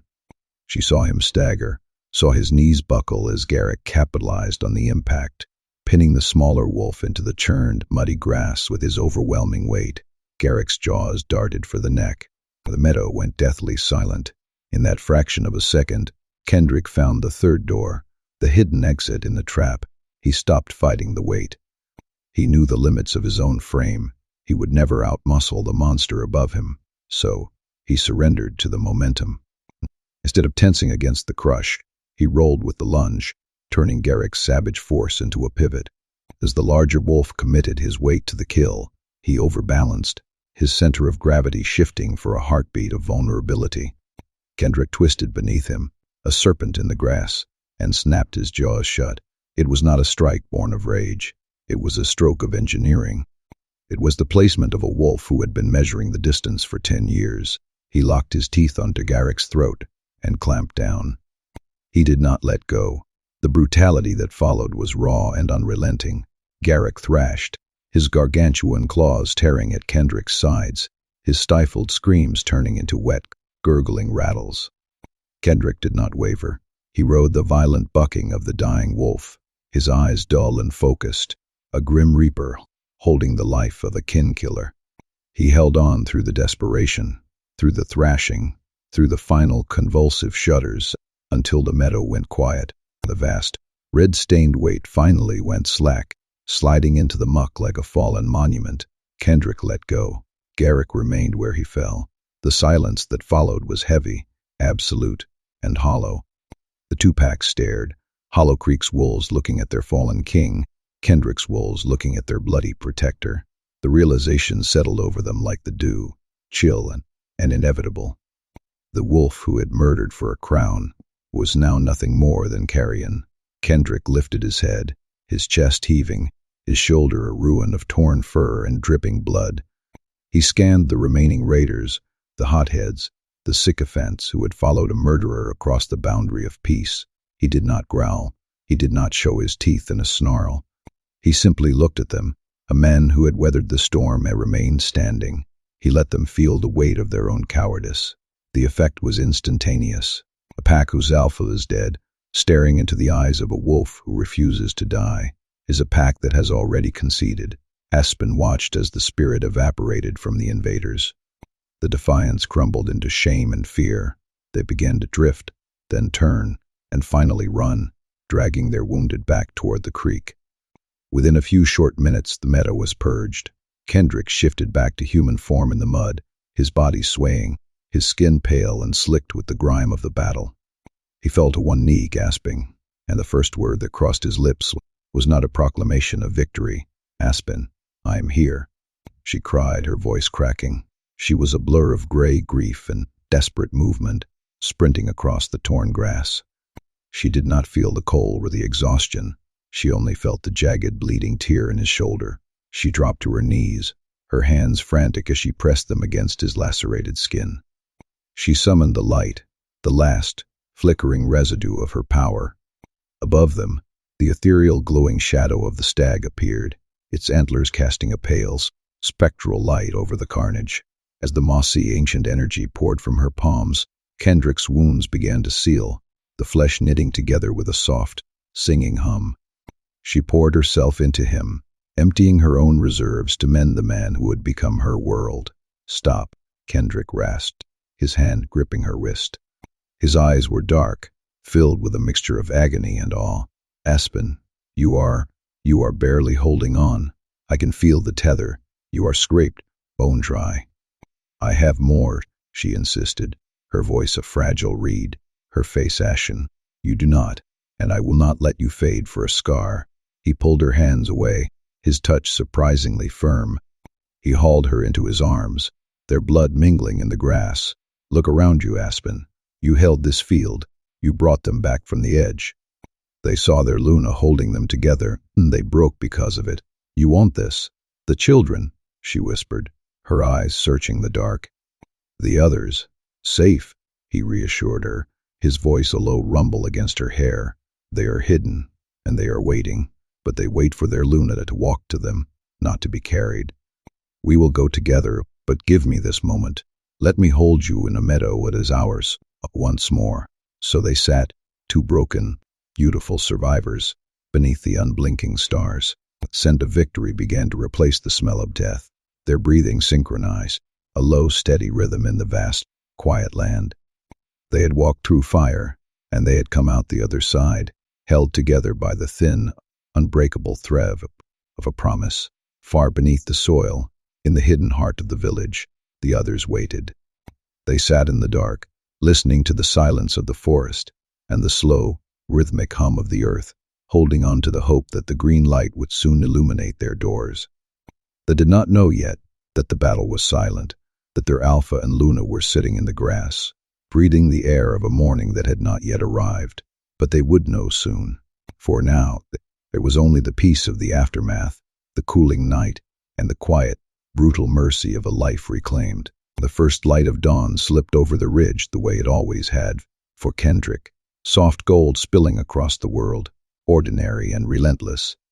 He and Aspen walked side by side, the promise of the morning still raw in his throat. Their boots sank into mud that clung to the heels like cold, wet sand, each step a soft thump that echoed in the hollow valley. The valley itself was a wound that had been torn open and stitched back together haphazardly. To the east, the meadow that had once rolled green and even was now churned into a slick, brown-black mire, the scent of rot and fresh earth mingling with the metallic tang of blood. The gardens that bordered it, rows of lavender, rosemary, and wild daisies, were trampled, their stems snapped, petals crushed beneath the paws of wolves that limped, that staggered, that lay in low, unsteady piles as the night's terror seeped into their muscles. A faint, mournful howl rose from the farthest houses, a low pall of grief already settling over the thatched roofs that had lost someone in the darkness. Grief was a familiar weight in this place. No Alpha ever won a battle without it, and no heart ever escaped its grasp untouched. Yet the sun rose anyway, ordinary as ever, painting the broken valley in a wash of amber. The light caught the glint of dew on the grass, turned the mud to a greasy mirror that reflected the sky's first blush. Aspen's fingers, still slick with the night's sweat, curled around Kendrick's arm, the simple pressure of human contact a lifeline. She could barely stand. The night had taken more than just her strength. It had taken the fire from her eyes, left her voice hoarse, and made every limb feel as heavy as a wet log.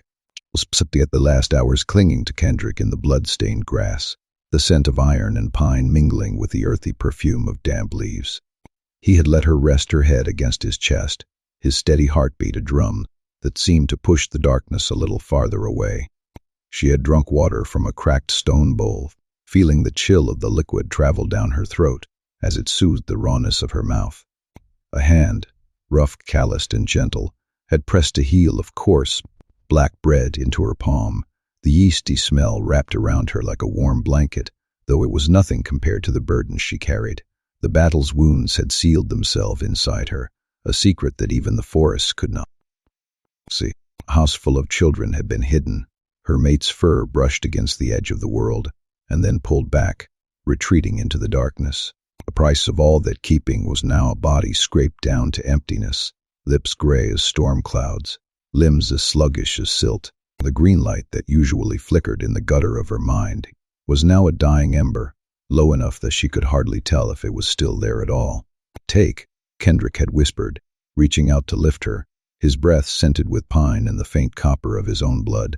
She had shaken her head, eyes dark pools of resolve. "No, Kendrick. We have been brave in the dark all night. The first thing we will see is me on my own feet, even if it is the last standing I do today." So she walked. Every step was a silent negotiation between the exhaustion that threatened to dissolve her into the damp earth and the stubborn ember of purpose that flared in her chest.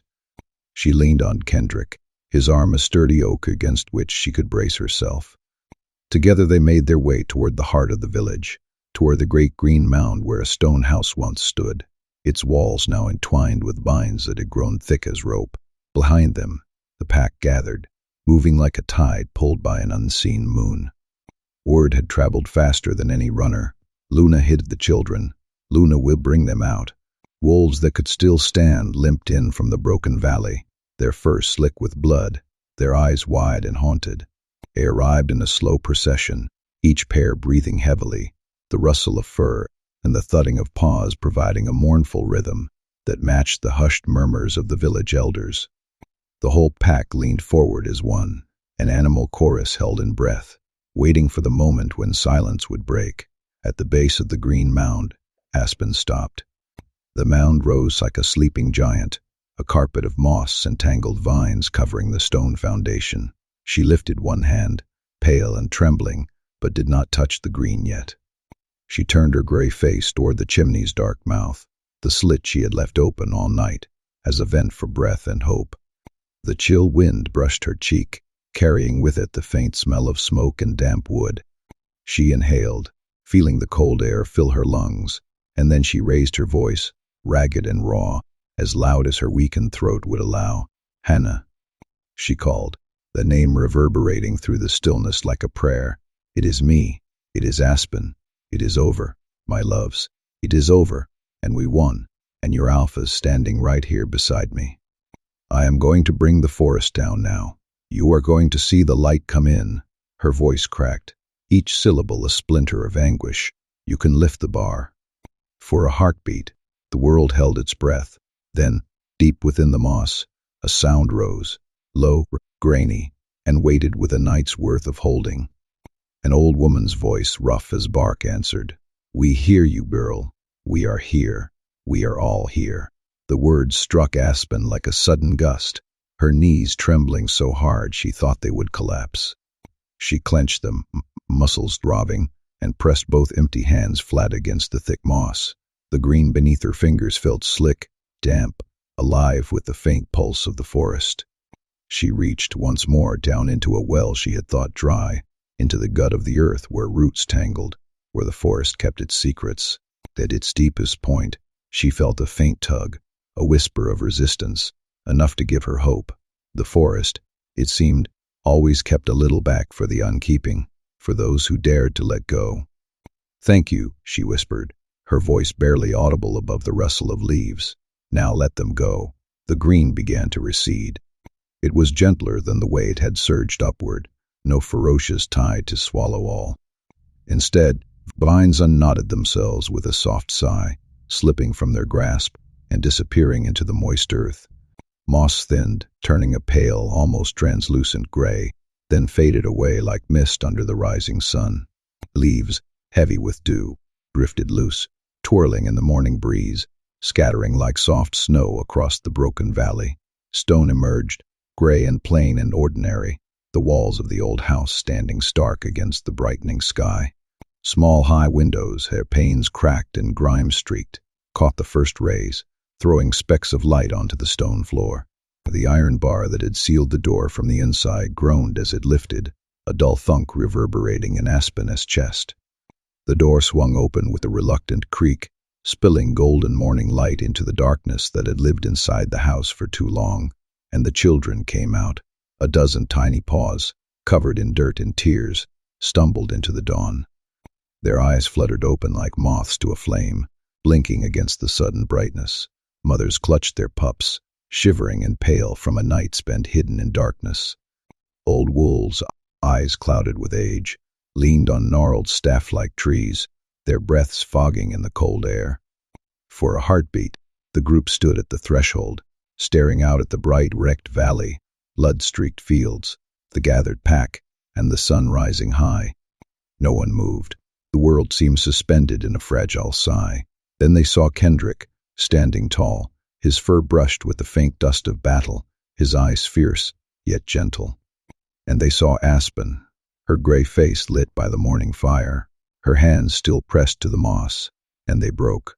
The mothers surged forward, their cries sharp, tears streaming down their faces as they ran to their mates among the pack, pulling their pups close, dragging them by trembling whiskers.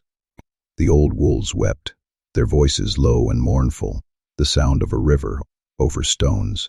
The pups scrambled in every direction, paws paddling on the damp grass, seeking out the wolves they loved. The hush that once held the pack shattered into a great ragged roar, a cacophony of grief, relief, and homecoming.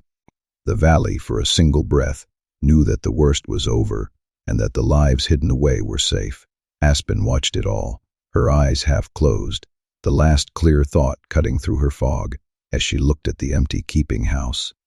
She saw her labor, children slipping out of the dark she had built for them, into the arms of those who loved them. A quiet certainty settled in her chest. That is it. That is the last of them out. They are all safe. I can stop now. And then her legs gave. She did not hit the ground. She never came close. Kendrick was already there, his arms already half wrapped around her as she swayed. He lowered both of them onto the damp grass, sliding down to his knees. The earth was cool and smelled of pine sap and fresh rain. His voice broke over her name, raw with emotion. Aspen, Aspen. I have got you. It is done. You can let go. I have got you. She mumbled into his chest, the words a soft wind. Everyone's out. Counted them. All out. It is good. Just need a minute. Take an hour. Take the whole day. You are not keeping anything more. Do you hear me? The keeping's done. Kendrick's words were a steady drumbeat, steady as the heartbeat beneath her ear. Around them, the pack closed in, a living circle of fur and warmth. Aspen, half conscious in her mate's arms, felt for the first time the other half of what it meant to belong to a valley. She had spent a decade keeping strangers, her hands laying on their wounds, watering their gardens, hiding their children, always moving forward on a road that grew grayer and emptier as she went, never once being the one to be kept. Now the tide turned. Myrick, the old healer, pushed through the crowd. First, his knuckles white, around a steaming cup of bitter tea.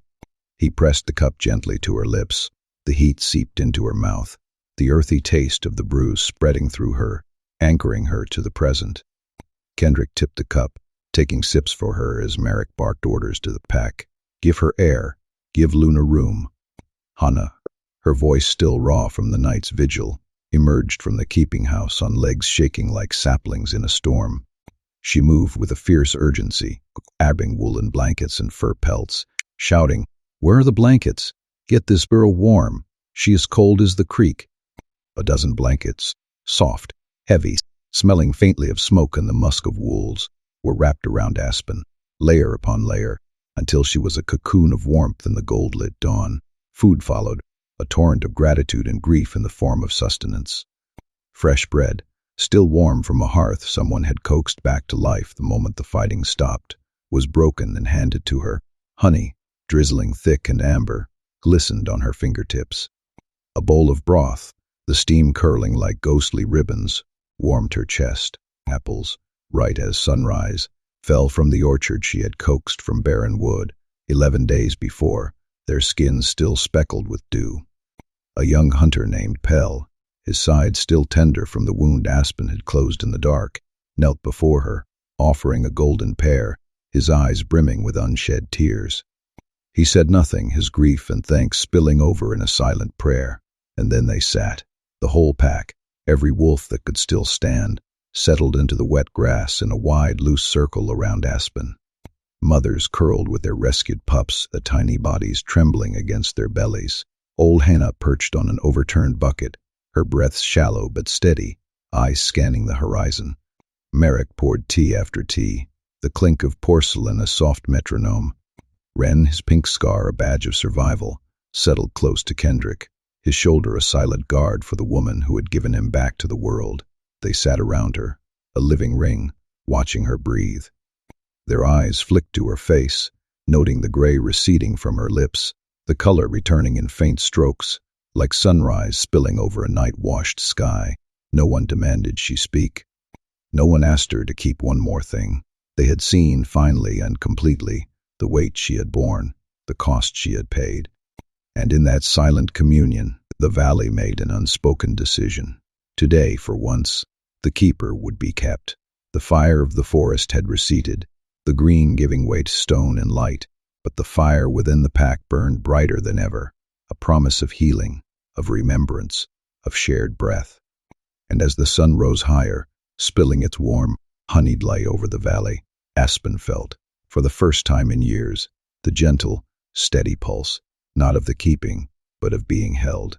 Aspen lay wrapped in 6 blankets in her mate's arms in the middle of a ring of people who loved her, sipping bitter tea, too tired to lift the pear in her lap, and she felt the green begin, slowly, with the rest and the food and the warmth and the sheer animal comfort of 100 bodies deciding to stay close, to trickle back into the dry well at the bottom of her.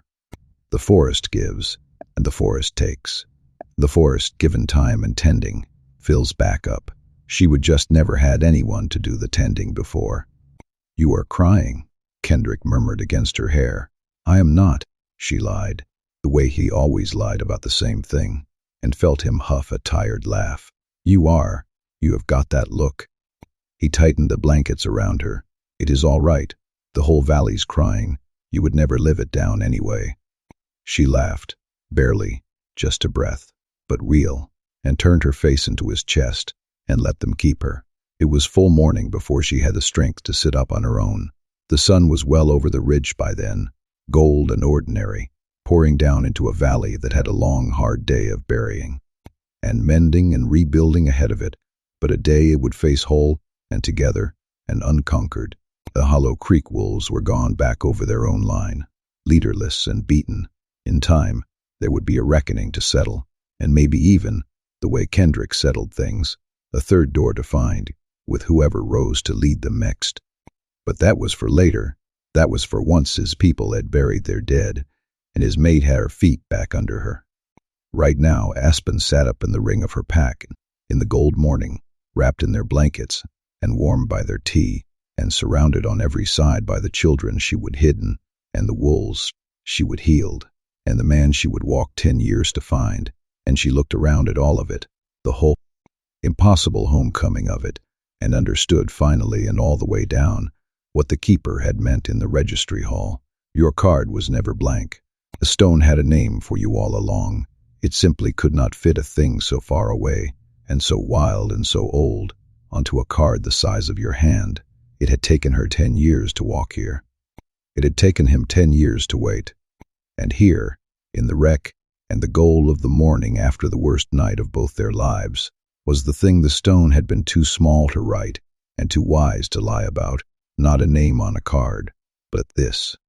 A valley, a pack, a ring of people in the dawn-wet grass who would not leave until they were sure she was all right. A home that kept its keeper. Kendrick's hand found hers under the blankets, and she laced her fingers through his, and the bond between them sat warm and golden and still, tied off, done, home.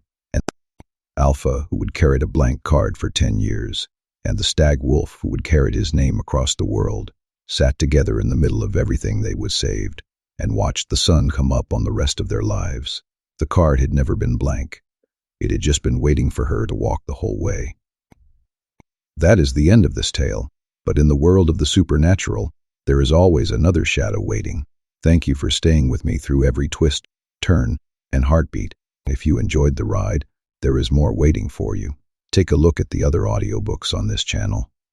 Do not forget to subscribe if you want more magic, monsters, and stories that go bump in the night. Until next time, stay curious and brave. Never stop listening.